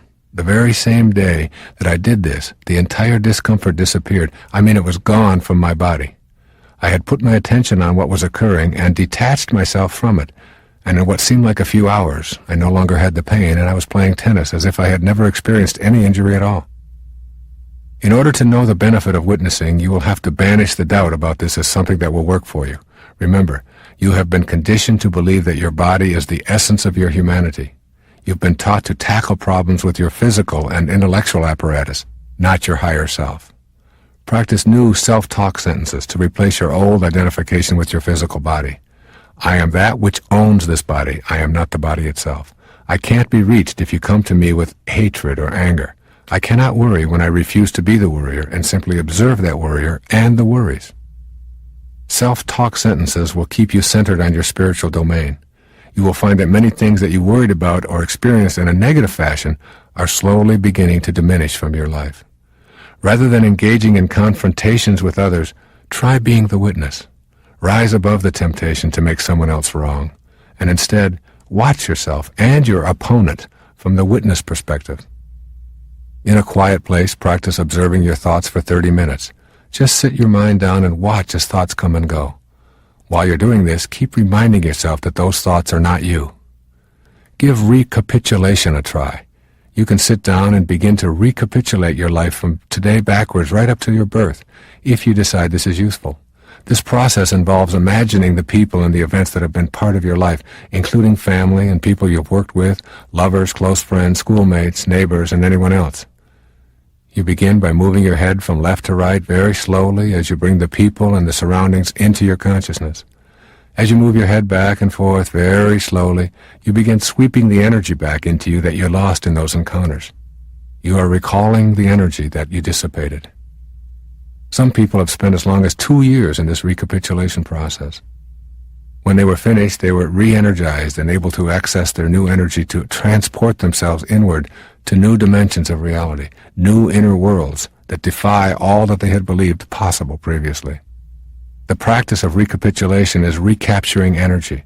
It gives you a much clearer picture of the need for everything that happened in your life to have transpired exactly as it did. Recapitulation shatters the belief that energy once spent is lost. You can access both your body and your energy body and know new worlds of perception. Recapitulation is the entryway to those worlds. These ideas of recapturing energy, sweeping away useless energy, and exchanging energy between people may seem absurd to you. If they do, it is because you have come to rely so heavily on your five senses that anything that is extrasensory seems unbelievable or unthinkable. Everything in the universe is energy. You cannot move without influencing energy. You are a storehouse of energy, and you always have been. Give yourself permission to go beyond your senses and experience a new kind of formless energy that will put you in touch with worlds you may never have imagined. The process of recapitulation is exquisitely exciting. You can redistribute your normal energy and enhance it in such a way so as to give you a somersault into the world of the unimaginable. I recommend that you read Tasha Abelar's The Sorcerer's Crossing for a detailed description of this recapitulation process. Even if you find it a struggle to cultivate the witness totally in your life, give some of these ideas a workout. More than anything, the witness posture introduces you fully to your higher self. It lets you in on the big secret. You are not your problems, your frustrations, or even your physical life. You are that which is noticing it all. You cannot truly grasp or examine this sacred part of yourself because it resides in the invisible you, yet it is the heart of your sacred quest. You want to allow your sacred self, rather than your ego, to be the controlling influence in your life. You want a deeper and a richer experience of life. It will elude you if you don't get to know this higher part of yourself. The witness will introduce you to this knowing. Nisargadatta Maharaj writes in I Am That, "It is the I am the body idea that is so calamitous. It blinds you completely to your real nature. Even for a moment do not think that you are the body. Give yourself no name, no shape. In the darkness and the silence, reality is found." As you cultivate this new awareness, you will find yourself enjoying the silence even more than when you used to seek out the noise as your companion. Cultivating the witness will introduce you to yourself not as the doer, but as the observer of the doer. You will come to welcome this realm as a respite from the hurry-up world that you've been living in. Those who measure such things estimate that our minds have 60,000 thoughts during the waking hours of every day. The problem with this is, today we will have essentially the same 60,000 thoughts that we had yesterday and the day before that. Our inner worlds are a frenetic beehive of activity with the same thoughts endlessly repeating themselves. This inner frenzy I call the inner dialogue. It is an omnipresent buzz in the form of silent thoughts. Most of this inner dialogue is a personal inventory of beliefs we've been trained to accept by others. Those thoughts include all of your beliefs about everything you can possibly imagine. You may remember what I said earlier about beliefs. I explained that they are laced with doubt because you've got them from others. Therefore, your inner dialogue is a perpetual experience of reinforcing doubt. Doubt about yourself, your ability to create miracles, your ability to manifest divine relationships, to heal yourself, to materialize prosperity, and finally doubt about your ability to know the bliss of inner peace. This, then, is the third key to higher awareness. I call it shutting down the inner dialogue. Learning to be quiet. Learning to experience the bliss of silence. The way to get to this place of inner peace and consequently to experience higher awareness is to shut down the internal frenzy. The Chinese sage Sengchan Tsen gave us the following piece of wisdom. Stop talking, stop thinking, and there is nothing you will not understand. Return to the root and you will find meaning. Look inward, and in a flash you will conquer the apparent and the void. He is counseling us to simply stop talking and stop thinking. This is the third key to the sense of peacefulness that is a part of the way of the sacred quest. I want to make it clear that peace is not the absence of conflict. Peace is the experience of the presence of God. As you learn to shut down your inner dialogue and become more peaceful, you will begin to know the presence of God in your life. That presence will be felt in both your body and your inner world. Beliefs are removed. Belief is replaced with knowing. At different times in my past, both alcohol and other substances were a part of my own life path. Through meditation, I was able to leave alcohol behind, and I have never touched it since. But with other substances, I believed I could use them when I chose to for an energizing effect beyond anything I had ever experienced. I was able to use them, enjoy increased energy, and leave them alone for long periods of time. But a time came when I knew I was making foolish and non-spiritual choices connected with seeking out these insidious substances. My personal challenge became to rid myself of these insidious habits. I tried reading my way out of it, but I went back. I tried acupuncture, discussions with experts, and herbal cures, but I went back. I was determined that I would no longer play around with any substance, but I went back. Then I had what I call a holy instant, which was for me a divine experience. At 4:05 a.m. on a January morning, I was meditating. In the still quiet of that meditation, the thought of never again using a substance became real. It was my first absolutely direct experience of God. My entire inner screen of awareness became a bright luminescence as I heard a voice say, "You've tried everything else. Why not try me?" I have never in my life known such peace and certainty that God was with me and around me. I felt overwhelmed by the bliss I experienced. I listened to that voice, felt the presence of God, and have not since experienced the slightest desire to go back to any substance. I have debated with myself about putting this very personal story on this tape. That is, my ego self debated with my higher self. But I knew my experience with chemical substances involved helping others to look within, instead of outside of themselves, for both the excitement and the peace their higher self has for them. If, in my telling this story, one person who experiments with any substance and knows that it is out of control decides to shut down the inner turmoil and seek the help of their loving presence, then it will have been worth it. You needn't have the challenge of getting off drugs to find value applying this third key to higher awareness. It works the same way for every experience you are ready to transcend. Getting to silence and then having God be your personal knowing presence. Getting to silence requires conscious effort on your part. When going within, use the metaphor of the pebble dropping through the various levels of your mind. While the pebble drops, be the witness. Observe compassionately all your chatter and thoughts as you descend to the unified field. When you notice your mind overly crowded with thoughts, practice not focusing on anything just for a few moments. Tell yourself, "My mind is full of the disturbance of chatter and thoughts. I'm going to try to spend 5 minutes without any thoughts bombarding me. I'll dismiss every thought just for a few moments." Use your breath as a means to keep your mind from chattering away ceaselessly. You can do this by focusing your compassionate witness on your breathing. Breathe in deeply, excluding any thoughts as you concentrate on the in-breath. Then exhale slowly and fully with the same concentration. When thoughts appear, as they will, know that they are signaling you to return to mindfulness of your breathing in and out. Your heartbeat can also be used as a focal point for the witness. Return to the steady, rhythmic beat of your heart when you notice thoughts intruding. When you find your thoughts just below the surface in the analyzing level, think of a rose. As you replace the analyzing with the beauty of a rose, you might want to recall this verse by the poet Rabindranath Tagore.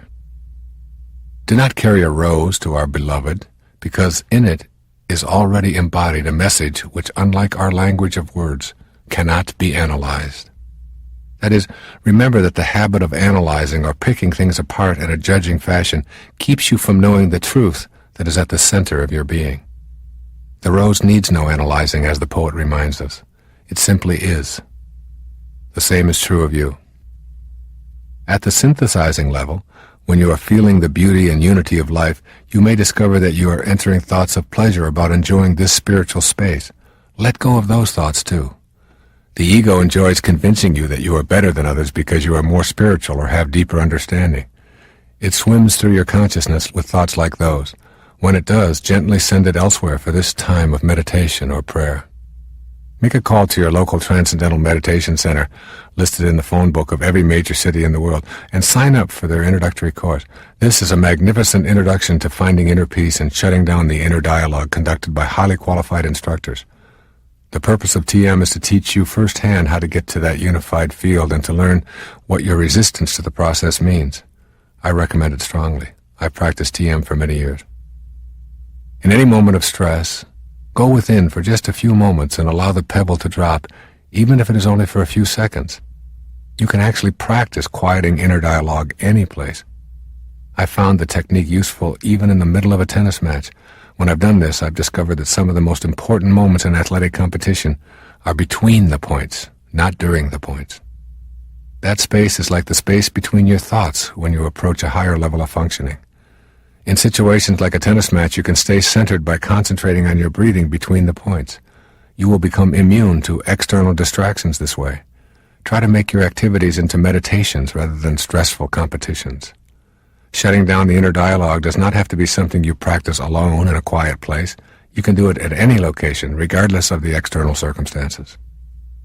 As you gather the spiritual force within you in these joyous moments of silence, you will direct your ego to take a back seat to your higher self. It is this final key to higher awareness that awaits your attention.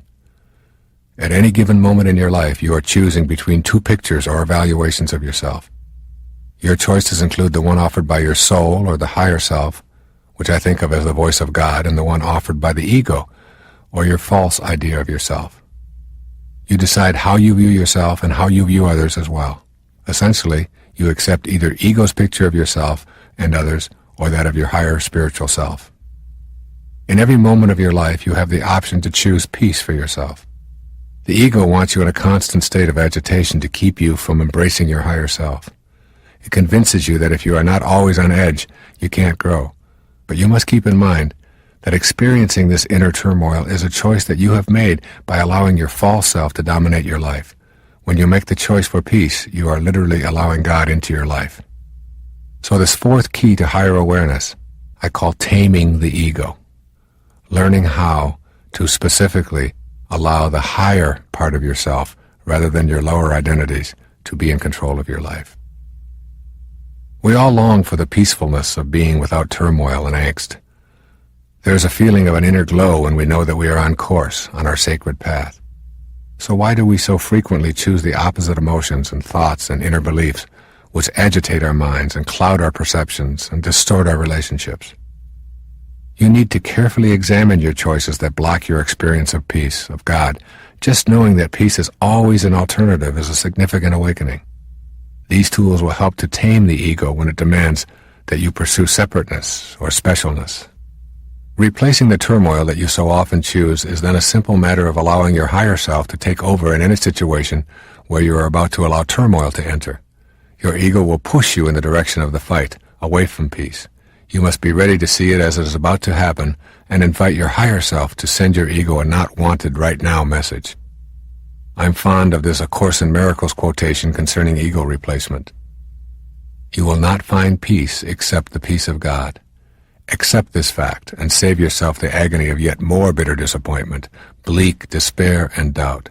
Seek you no further. There is nothing else for you to find except the peace of God. When you have an absence of peace at any time in your life, know that your ego, the false idea of yourself, is what's really responsible. Keeping in mind that every thought has a physical counterpart, you can see that an ego-produced constant state of tension that comes with proving yourself, hurrying, chattering, worrying, chasing, acquiring, and competing also involves tension in the body. High blood pressure, ulcers, skin disorders, headaches, back pain, and even more serious ailments such as cancer, strokes, and liver disorders are the payoffs for the dominance of the ego. These disorders manifest because you allow ego to create turmoil to avoid the peace that is found within.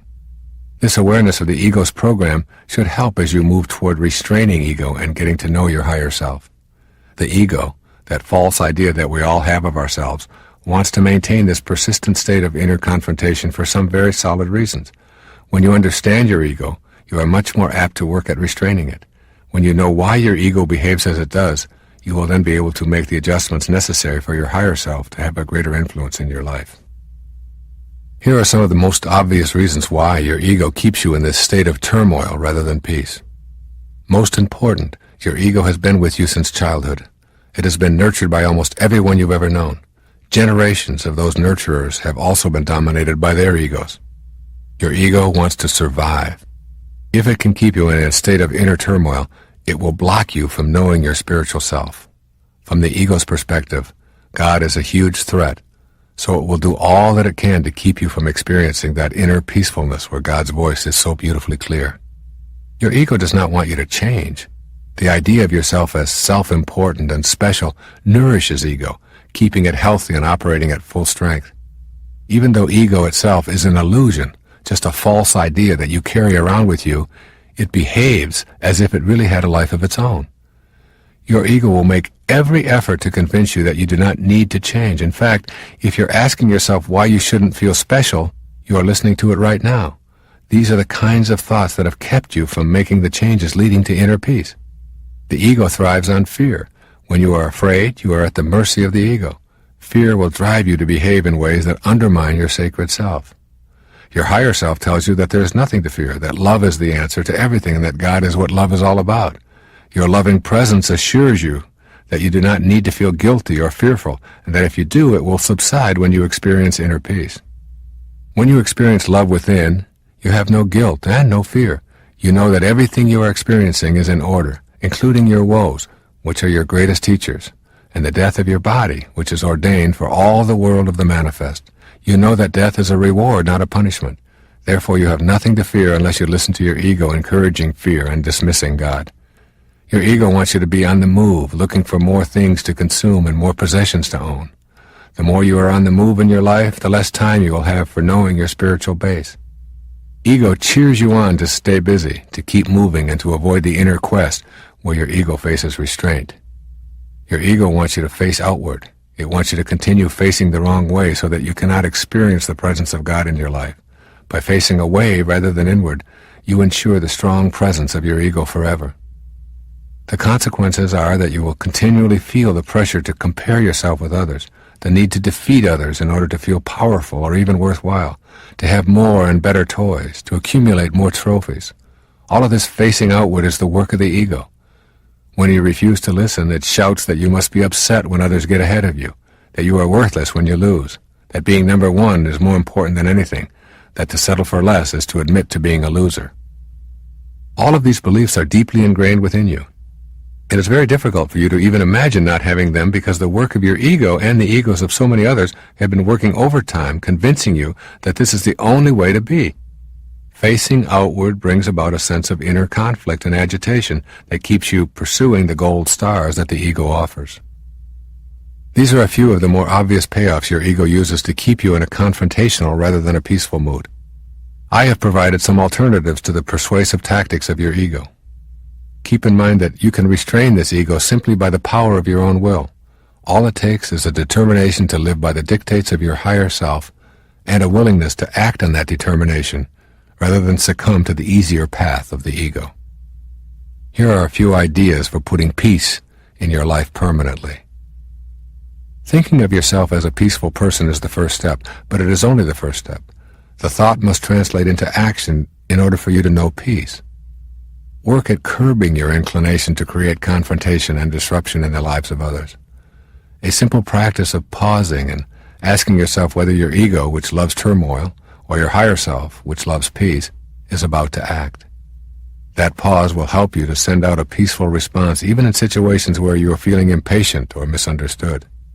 In those situations, you will be able to state simply, for example, "You are really having a rough day," to a hassled clerk rather than, "I've been waiting for 15 minutes already and I'm really feeling abused." Send out peace by catching yourself and then consulting your loving presence for a response rather than relying on your ego. Practice releasing the emotions of fear and guilt and replacing them with love and forgiveness and kindness.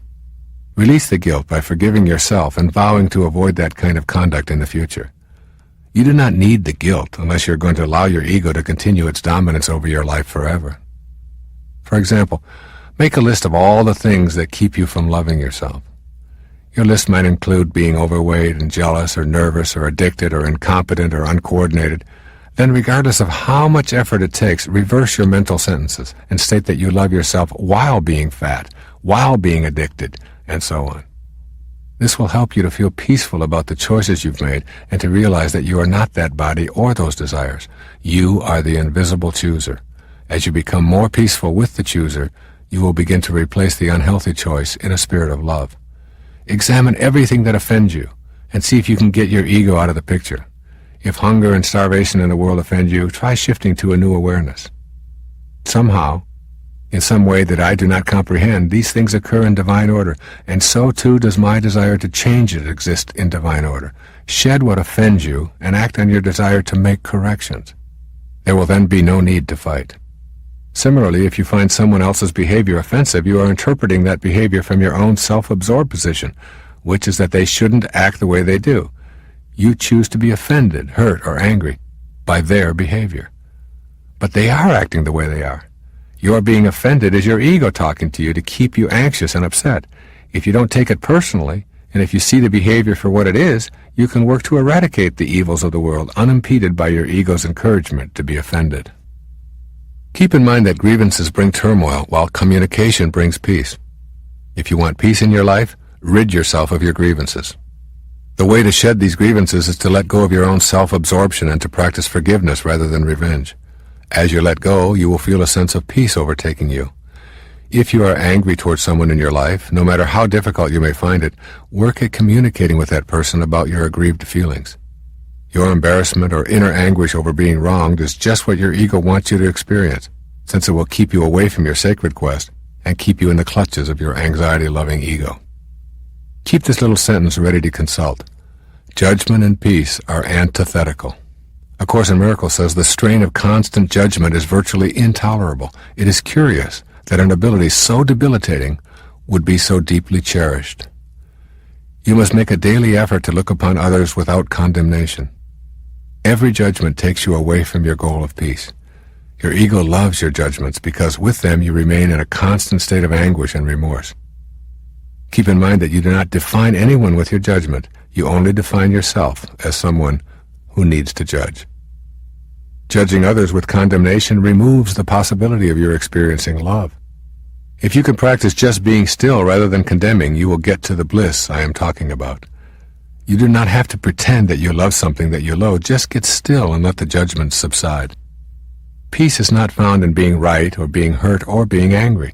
By all means, work toward righting the wrongs you perceive, but do it with an understanding that an angry heart keeps you from knowing God on the path of your sacred quest. Peace will come to you when you are a healer rather than a judge. Essentially, embracing the truth is welcoming your higher self and coming to know God. All that is not authentic will drop away automatically. Your ego works hard to convince you that you are separate and better than everyone else, and you know that it does not take kindly to your embracing anything that threatens its existence. But remember that this is your inauthentic self, your false self. Deception is going to play a big role in your life when you embrace ego as your guide. Therefore, in order to abandon your reliance on that false self with all of its deception, you will have to make a new agreement with truth. I encourage you to actually write yourself a contract in which you agree to include truth as your companion in your thoughts, in your conversations, and in your life. This is a big challenge and perhaps difficult for you, but it is guaranteed to lead you to the path of your sacred self. Begin by looking honestly and fearlessly at who you are beneath all the surface trappings that you have surrounded yourself with. You have a human storyline, as does every person who has ever lived on this planet. That storyline begins with your conception, continues through your childhood, and all of your personal triumphs and tribulations, right up to this very moment. Your ego tells you this is your kingdom, your true identity, and therefore you must do whatever it takes to make this story turn out to be a good one for you. But you already know by virtue of listening to this tape that this is not so. There is a divine whisper within you telling you that this is not your ultimate home, and that the things this life offers are unfulfilling to a part of you. You sense that the real you does not value appearance and possessions or achievements or even physical strength or talent or intellect, because all these things eventually atrophy and disappear. You know that there is an eternal aspect of you beneath the surface, and that for this part of you, only the truth will suffice. It is similar to the truth Michelangelo knew as he sculpted the statue of David. He described knowing that the statue of David was already inside the block of marble. Part of his artistic life was spent chipping away the excess to reveal God's creation. Try to visualize your inner life in this fashion. What exists within you is not some kind of hideousness that needs to be lied about. There is nothing imperfect about you that requires you to create a whole world of deception in order to make you worthy in the eyes of others. There is a loving presence residing within you. It is as perfect as Michelangelo's David, just waiting for you to allow it to emerge. I have worked very hard on this matter of truth in my own life. For a large part of my life, I have had only a very casual relationship with truth. It was never my intention to be malicious or harm anyone, but I allowed myself to reach into my ego's large repertoire of deceptions. This casual relationship with truth kept me from knowing my higher self. I had learned to listen to my ego rather than to my higher self whenever it was convenient to explain away my own weaknesses or inadequacies. If I wanted to have an affair, I found it easy to explain it away as my entitlement to the pleasures of the moment. Lying to protect that pleasure was simply what my ego demanded. The ego was very strong in this direction. I found myself on the spiritual path as the result of a calling rather than as a conscious choice. As this happened, I saw that deep within me, I did not accept myself as a divine being. I was at the mercy of my false self, which told me to project an image to the world and did not want me to know God or the truth as embodied in that knowing. Consequently, I was deceiving myself to maintain that false self. Gradually, it became intolerable to live with the lies, even the small distortions. The truth terrified my ego in the beginning. Then, as I tamed my ego, truth became an enjoyable feeling of freedom. Truth does literally set us free, as St. John told us in the New Testament. The truth shall set you free. Truth sets you free because you no longer are focused on yourself and what kind of an image you are projecting or protecting. You find your identification in the world beyond, with that which is eternal.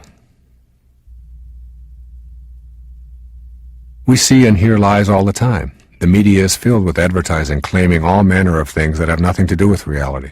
According to advertising, you can recapture your youth if you drive a certain car, or find love if you wear the advertised fragrance, or gain new energy if you eat a certain cereal, or regain lost intimacy if you use a certain deodorant.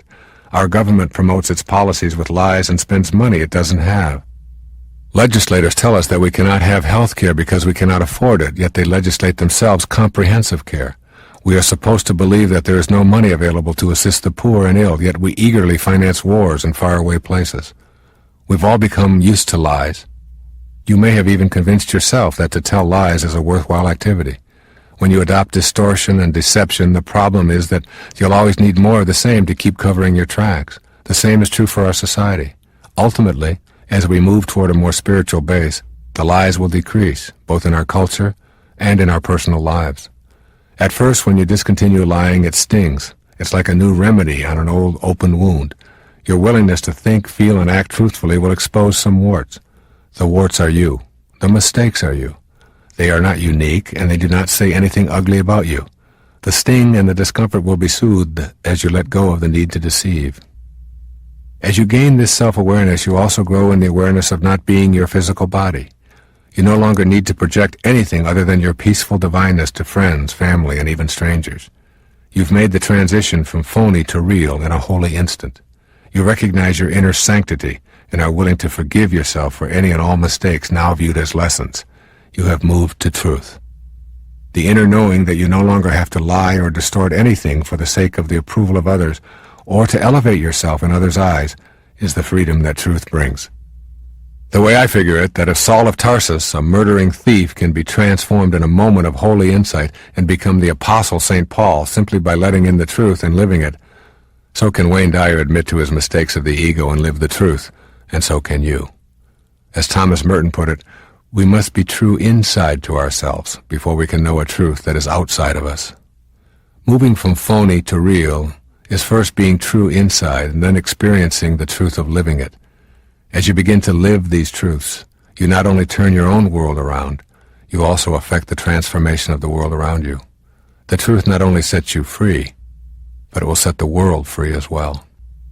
The world's ego cannot stand up to the celestial light of the truth any more than your personal ego can. The distortions that you see around you, the cheating, the lying, stealing, and killing, will begin to disappear as we reach within our own individual selves and transform the ego energy.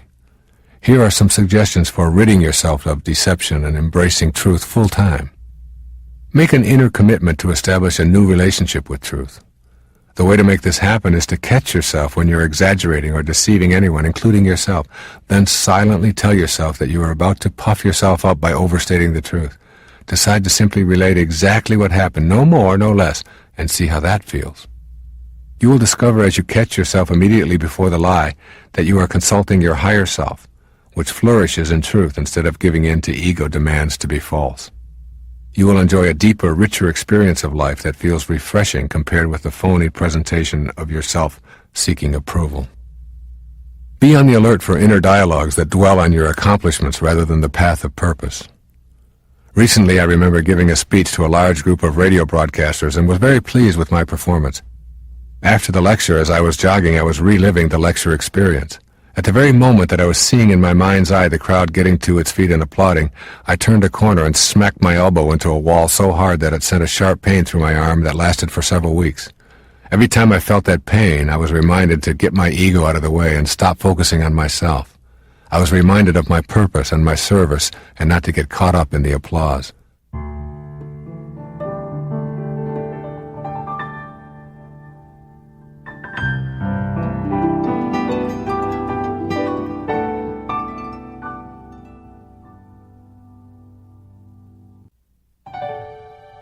Self-flattering inner dialogue is generally ego chatter, which can make you lose your way. Inner dialogue about your purpose in life will keep you on the path. Be silent.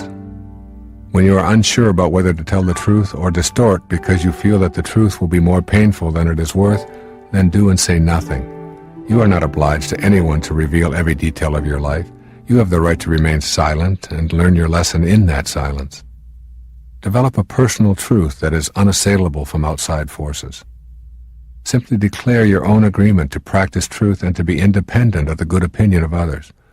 Resist the need to boast and to talk about yourself. Strive to be interested rather than interesting. This is the way of the higher self. Become the listener, the one who is interested in the accomplishments and activities of others, and you will not need to boast and to distort your personal storyline. If you find yourself exaggerating, stop. Just stop and verbally correct yourself. You don't need to explain that you are breaking your habit of exaggeration. Just correct the statement. Write your own personal honor code.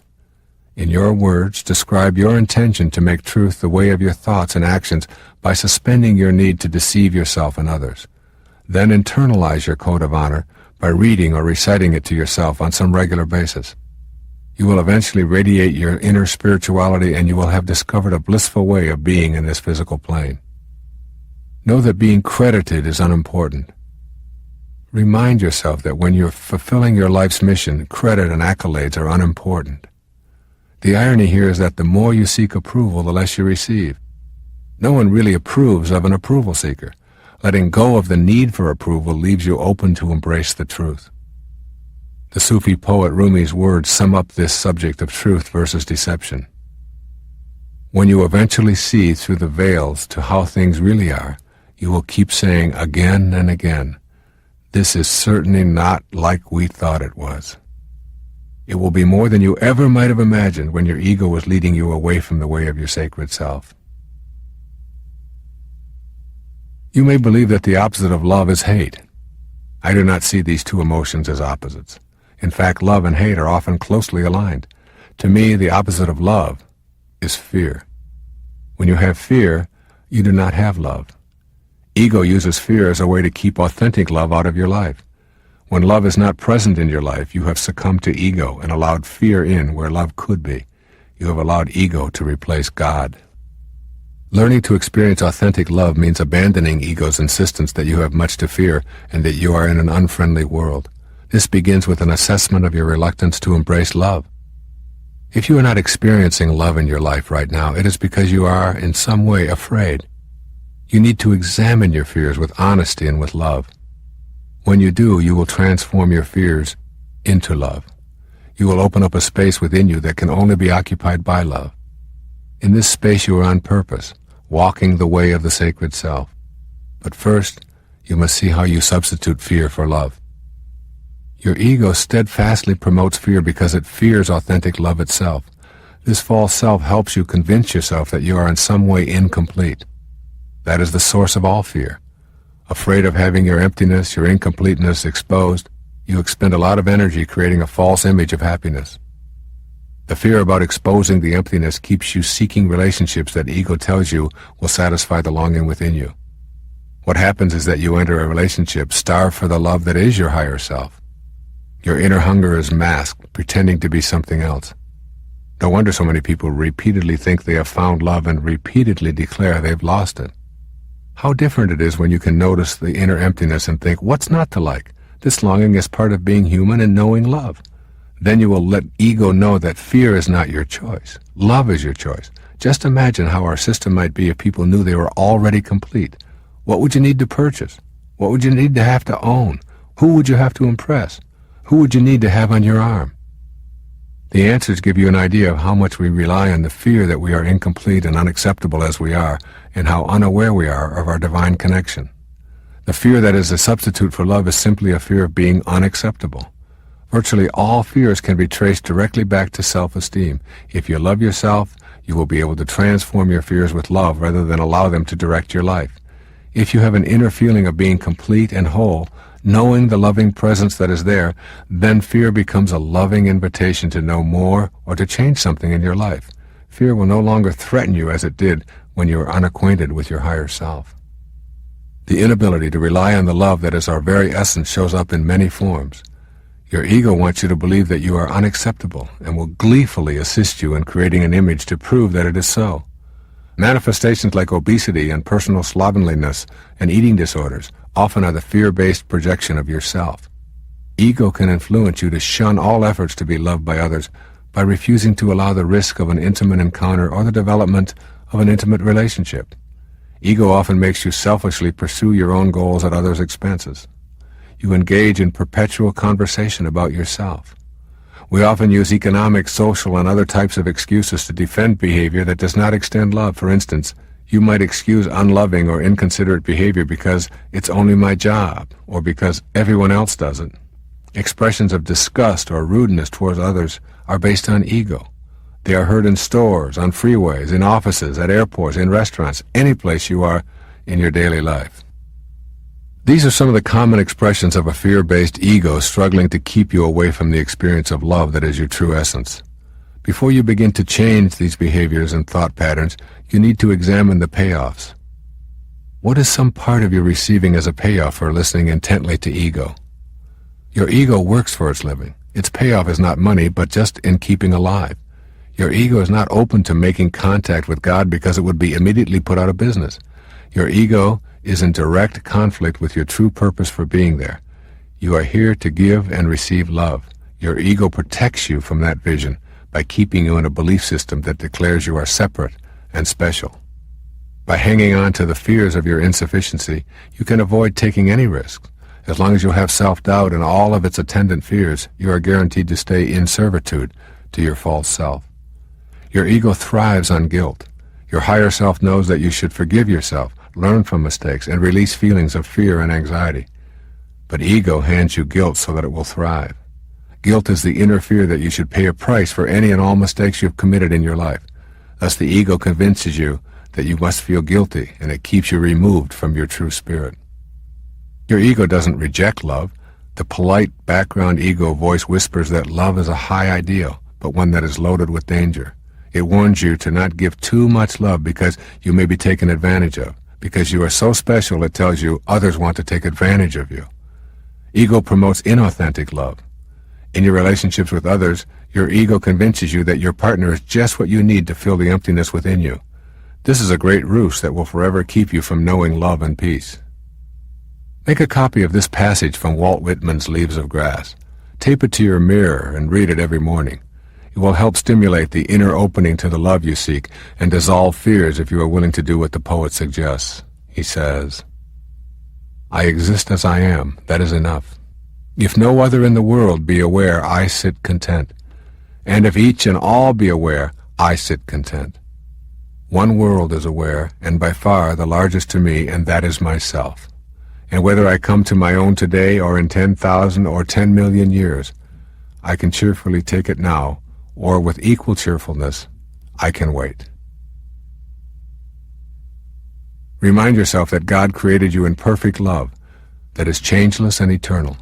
As you recognize and affirm this aloud each day, you will lose your fear of inadequacy and incompleteness. Constantly recalling the affirmation of being a creation of God beyond the world of the manifest will chase the fears away. Forgive yourself and welcome love back into your life. When you can do this, a kind of balancing occurs. Rather than atoning for sins with guilt, you are more committed to promoting joy and service. You will begin to do what you originally came here to do. Notice the acts of kindness other people do rather than their wrongdoings. We are all good, decent, loving souls who occasionally get lost. When you can focus on the good in another and hold that in your mind, you are acting from your higher self. This can help dissipate fear and anger. Remind yourself how much you have to give away and of how precious and valuable your giving is. You have the same force running through you that allows the planets to move, the earth to orbit, the seeds to sprout, and the flowers to open. There is not a separate God for each person. There is one universal intelligence flowing through all of us. This is the force of love. Remind yourself of that every time you doubt your own divinity. Affirm to yourself that you are divine, and that you love and are loved and will not be pressured by your false thinking ego to not know this. Remind yourself that the same force flows through you that flowed through Jesus Christ and Buddha. This should help whenever you feel your ego sneaking in, attempting to put fears of inadequacy and doubt into your mind. Accept that you are enough. I am enough affirms that you choose love and chase away doubts and fears. With the higher self as your new guide, you have permission to arrive and relax. You no longer have to prove yourself, but can begin in joyful earnestness to travel the path of love. Take the risk of intimacy whenever possible. Snuggle up and risk saying how much you love and appreciate someone. Tell that person that you're willing to be vulnerable in order to know him or her better. These open-hearted ways of expressing yourself can defeat fear of intimacy. Use any excuse you can to express your love, and try to ignore the vehicle of expression. It is the substance of what you are and feel that counts, not the vehicle that you use. If those fears ever start to return, stop and ask yourself, so what's not to like? You cannot have a better past, so abandon the idea right now. You did what you knew how to do, given the circumstances of your life. Those mistakes of the past were driven by your ego, which wanted to keep you in its grasp. You listened to your false self and recoiled in fear over the idea of anyone knowing your true self. You moved away from love, but now you are back and making the choice for love. You know deep within you that at your primal level, you have been designed for love and happiness. You can choose to return to the brilliant light of love that is always with you. Go there often, and all of your fears will be replaced by love. Let your thoughts remain on love. This is the realization of your higher self. It is the realization of your sacred quest. You can make the decision to be free from fear and doubt. There is no greater freedom. It can be difficult to finally just lighten up and understand that life is what happens while you're making other plans. This is it. Each and every instant of your life takes place in the present moment. Using your present moments to chase after future moments is an ego-based activity. When you are finally able to say that you have arrived, you will know what it feels like to be free. Your higher self does not want you to be lazy or without purpose, but to realize the power in knowing that you have arrived. When you know that this moment is your entire life, you are not focused on past or future moments, and you release the stress and tension that accompanied the striving lifestyle. With that release, you become more productive and peaceful than you were when you looked behind or ahead of yourself, and do not allow your mind to rest in the still center of the present moment. Being fully in the now means that you will experience heaven on earth because you are completely absorbed in the soul of the holy instant. To experience the bliss of knowing that you are here now in this moment, and that is all there needs to be, all there ever was, and all you will ever know, you must learn to trust your higher self and let go of those ingrained teachings from all the egos that have influenced your life up until now. You will begin to realize that you are not on trial in the now here. You will soon realize that your mission is to serve and extend the love that is your basic essence, period. You don't have to do more, even though you may choose to do a great deal. Your overriding objective is to stay focused on sending and receiving agape, the love of God. If you incorporate the following ideas into the practice of your daily mission, you will succeed in your objective. Nothingness. Nothingness has a very positive value in your life. It is out of nothing that all is created. Space is considered to be nothing, no particles, no form, so we describe it as nothing. To fear this empty space, or to deny its value as a part of us, means doubting our own existence. We came from nothingness, the nowhere I've described throughout this tape, to this world of form, the now here. Surrender. To understand the concept of surrendering, you will not be able to rely on your ego. Ego never wants you to even consider surrendering. It would much rather you hang on to the belief that you must strive and cling to the familiar way. The notion of being attached to what happened to you in the past can be very deeply ingrained in you by your false self. You must learn to recognize ego's attachment to the past when it uses this to keep you stuck in striving. Surrender the belief that your past is what is driving your present. Surrendering also means learning to recognize the signals from your higher self that something within you needs to be witnessed. This means surrendering to whatever is in the present moments of your life. For many people, it can be confusing to discern whether it is ego or spirit that is at the helm. I find that using the image of a boat moving along the surface of a lake is helpful in making the distinction between ego and higher self.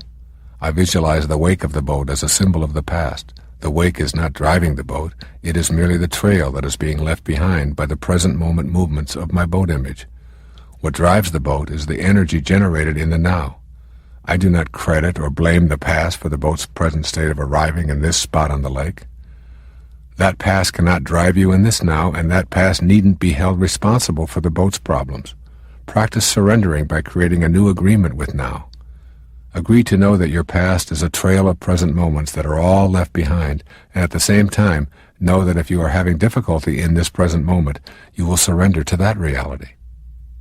Surrendering invites your loving presence to be available in every now moment.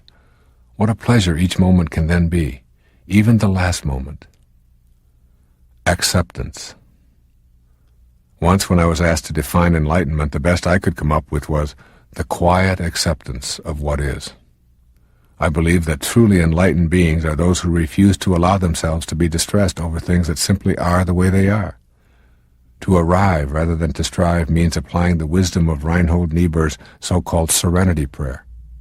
God grant me the serenity to accept the things I cannot change, the courage to change the things I can, and the wisdom to know the difference. Knowing the difference can be the most difficult part. There is an ancient Zen teaching that says if you understand, things are just as they are. If you do not understand, things are just as they are. This is the essence of acceptance and the way of arriving rather than striving. Bewilderment. Your physical being is an enormous miracle. Its thousands of working parts function with a divine organizing intelligence. Consider your blood circulation, air inhalation, and oxygenation, your eyes, muscles, and bones, all responding to a brain and nervous system that is beyond comprehension. There are miles of arteries and veins, intestines with infinitely tiny microbes, all working in unison with that divine intelligence that creates the body you occupy. To be in a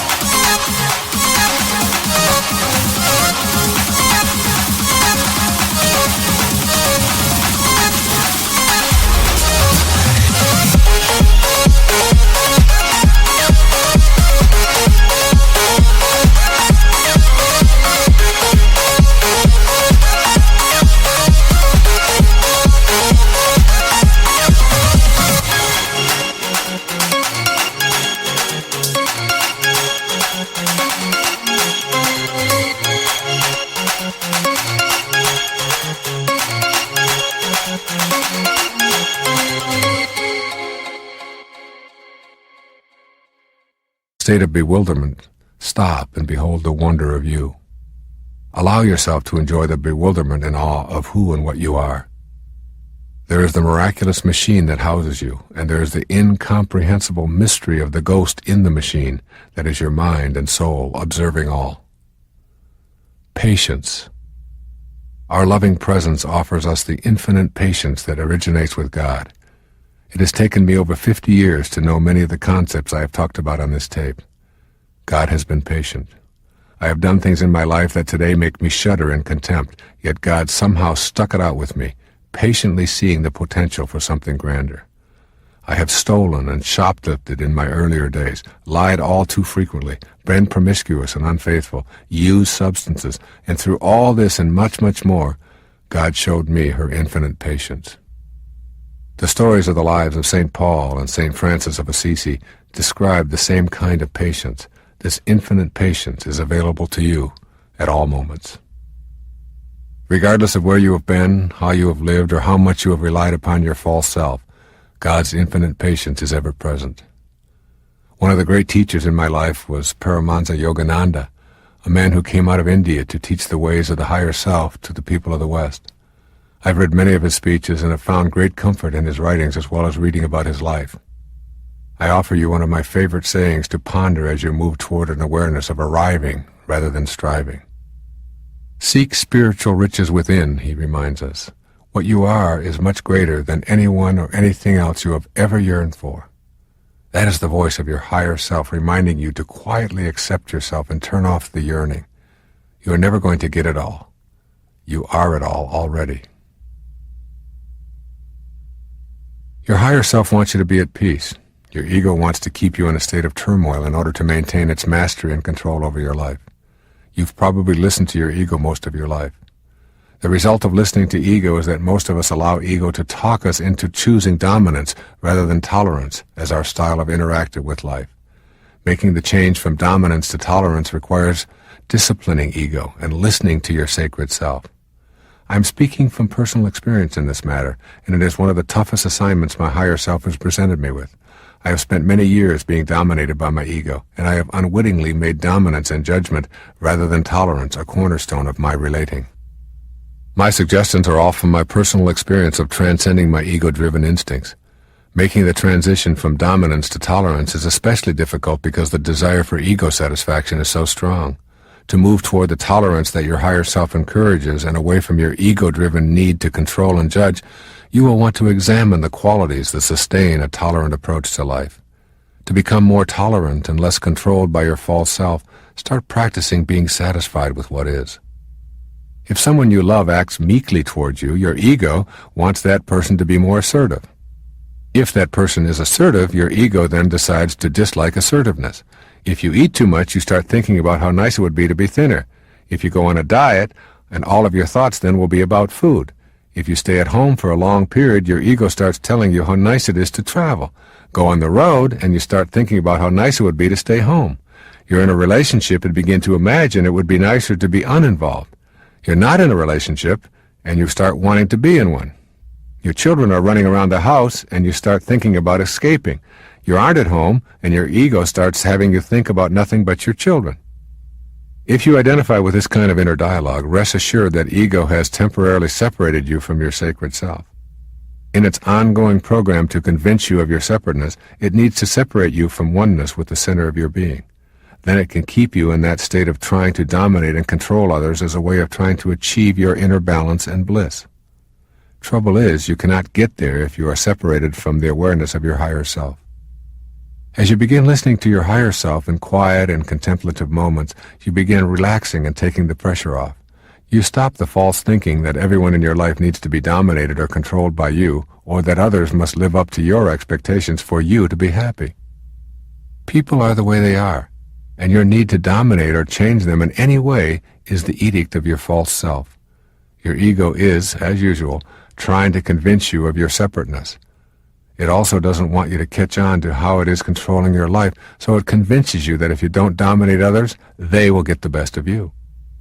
Your higher self has absolutely no need to dominate anyone or anything. This is the ticket to freedom. Right now, though, in this very moment, your ego is working to convince you that the higher self and tolerance are ridiculous ideas. Ego will argue that tolerance means permitting criminal behavior and health and social problems. Its favorite example is that it would mean permitting the Hitlers of the world to commit atrocities while we tolerantly look on. Your higher self can see beyond this logic, so of course you can too, if you are willing.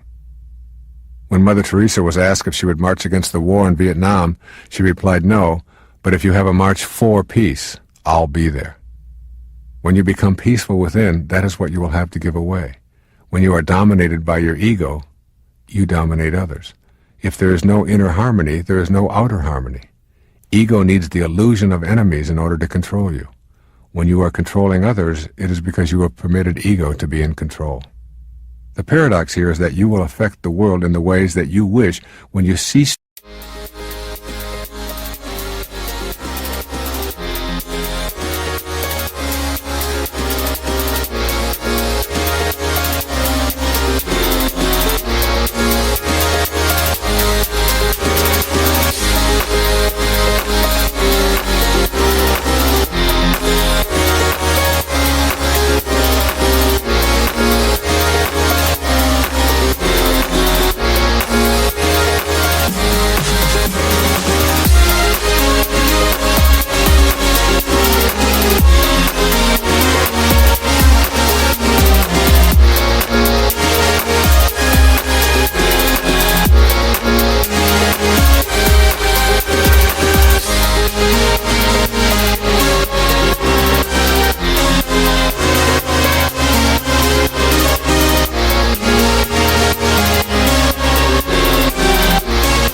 trying to improve conditions with intolerance and judgment. It is only when you are not controlled by ego that you can choose to not control others. What you believed was power when you dominated others was actually the external activity of ego controlling you. Your impact on the world at large begins with the smaller world of yourself. You will foster freedom and peace when you are free of ego's control and know the peace of your higher self traveling the path of the sacred quest. One of the first steps along your path is learning tolerance by practicing seeing the world as it is, rather than as you demand it to be. These, then, are some of the ways that the ego attempts to rule our lives. Our goal in knowing our sacred self is to have the higher identities triumph over our lower identities. Essentially, your higher self wants you to be at peace. It wants you to know truth. It no longer needs you to dominate others. It is a very peaceful, loving place to be. At this point, I would like to have you stop looking at how you can get your own sacred self in order and begin to look at how the world can do this as well. When we have a world of people who are radiating outward the kinds of things I've been talking about throughout this tape, you'll begin to see a whole new world order, one that is not dominated by a world ego. And so my conclusion here will not be an odyssey into all the evils of our society. I do not intend to end this tape cataloging all the problems that we have created as a result of allowing our egos to be the dominant force in our world. This is not to say that I fail to recognize that we have plenty of problems that have grown out of our preoccupation with satisfying our egos. Nor am I blind to the fact that our individual egos have interacted in ways that have produced war, crime, addictions, poverty, social inequities, and government tyrannies. We have created a world ego that reflects on the global level the same lack of depth and richness that exists in our individual lives. Throughout this tape, I have presented reasons for taming the personal ego and suggestions for how to do that. The very same can be said for doing this on a global level. I hope it is as obvious to you as it is to me that the collective ego will benefit when we transcend our individual egos. You, as a single individual, have a sacred quest. That quest involves coming to your higher spiritual nature and inviting it to show you the way of the sacred self in your daily life. This means denying the demands of your ego if those demands contradict the guidance of your higher self. Our world is a collection of individuals urged on by the loving presence within all of us to achieve the sacred quest personally and collectively. The world will become a peaceful, fulfilled, cooperative, loving, truthful, tolerant, and pure environment as the individual parts that make up the collective consciousness restrain their egos. As is the microcosm, so is the macrocosm. The whole behaves precisely as does its individual parts. Many people I speak to tell me that they feel powerless to affect the global community. They believe that, given the scope of the world's problems, their efforts are so infinitesimal as to be insignificant. They simply are not seeing that it is precisely through a change in individual consciousness that the world will be transformed. All of the problems that we face as a group reflect those we have individually. The world is encountering a spiritual deficit that reflects our need to consciously get on the path of our sacred quest. The solution to individual and global problems is to overcome the spiritual deficit. When you make the shift in consciousness, allowing yourself to be an agent of heightened awareness, you are contributing to the transformation of our world. You are not separate from the other souls on this planet. You share the identical energy that embodies the souls of Rwanda and Pakistan, for example. You are the lamp, and God is the electricity. It flows through you as surely as it flows through all living things. When you make the decision to choose the guidance of your higher self over your false self, you have plugged into the divine inner energy. When you run your life based on the principles of the higher self, you are contributing to the transformation of the entire world. You must strengthen your will to choose the sacred path when your ego calls you a fool for believing there could ever be a world without war.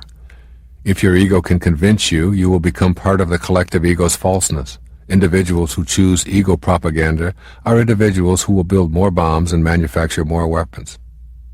Currently, there are some 6 billion people on the planet. About 3 million are at war or in skirmishes that cause them to kill and torture each other. But that means that there are 5,997,000,000 who are not at war. This is a hopeful statistic, which our egos do not want us to consider. By contrast, the collective ego strives to keep the populace nervously on the edge with reminders to view the world in terms of us versus them. This ego viewpoint not only reinforces the insane escalation of ways to kill each other, but is also responsible for most of our social problems. The world ego is our false self, and this is the primary characteristic that we need to recognize. We want to believe that we are our physical bodies and that the territories we occupy are so important that we are willing to kill each other in order to maintain those boundary lines. We have become convinced that our true identities are located in tribal ancestries, traditions, histories, genealogies, and the color and shape of our bodies. We have lost sight of our authentic identities because of the labels that our egos have assigned to us. Our egos have coalesced into a worldwide false perception of ourselves based on an unwillingness to know our true spiritual nature. Although all of our spiritual leaders have reminded us of our divinity and implored and even commanded us to love one another, the world ego has won this battle and produced ancient enmities and uncountable horrors in the long history of humanity. The spiritual solution to the major problems that face the world is to bring into positions of power those who are not motivated and driven by their egos, but see the collective good as their primary objective. We need leaders who do not manifest primitive tendencies of consciousness such as hate, envy, greed, bloodthirstiness, and intolerance, but are grounded in love, tolerance, truth, and purity. As you travel the path of your sacred quest, you will help to dispel the absurdity of specialness that the ego so assiduously promotes. You will see an end to this kind of thinking in your life and on a worldwide scale as well. The higher part of ourselves that I have talked about on this tape reacts to a vision that is infinite. This is assuredly not the vision of the ego. The ego is just as cowardly on a collective scale as it is on an individual basis. The world ego is frightened of a mass appeal to overcome our spiritual deficit. When people face inward and embrace a more loving perspective, the power of the sacred self will create change not only in the community but in the entire world as well. The world ego will do all that it can to prevent this kind of inner approach. It will ridicule those who promote meditation, peaceful demonstrations, and the love of God as a way out of the morass of social evils. The collective ego convinces itself that money makes it special, and thus it will throw dollars at any problem and pride itself on the undertaking. Consume, consume, consume. More is better. The more you accumulate, the fancier your toys, the bigger your shopping malls, the more petrol that you use in your automobiles, the more successful you are. It is a push away from peace toward a style of consumerism and capitalism that is defended as the way of civilization. Yet your higher self knows there is no peace in the more is better. It is just as true on the collective level as it is on the individual plane. The higher self urges you to simplify and to avoid contributing to anything that hurts others or increases the separation from your spiritual source.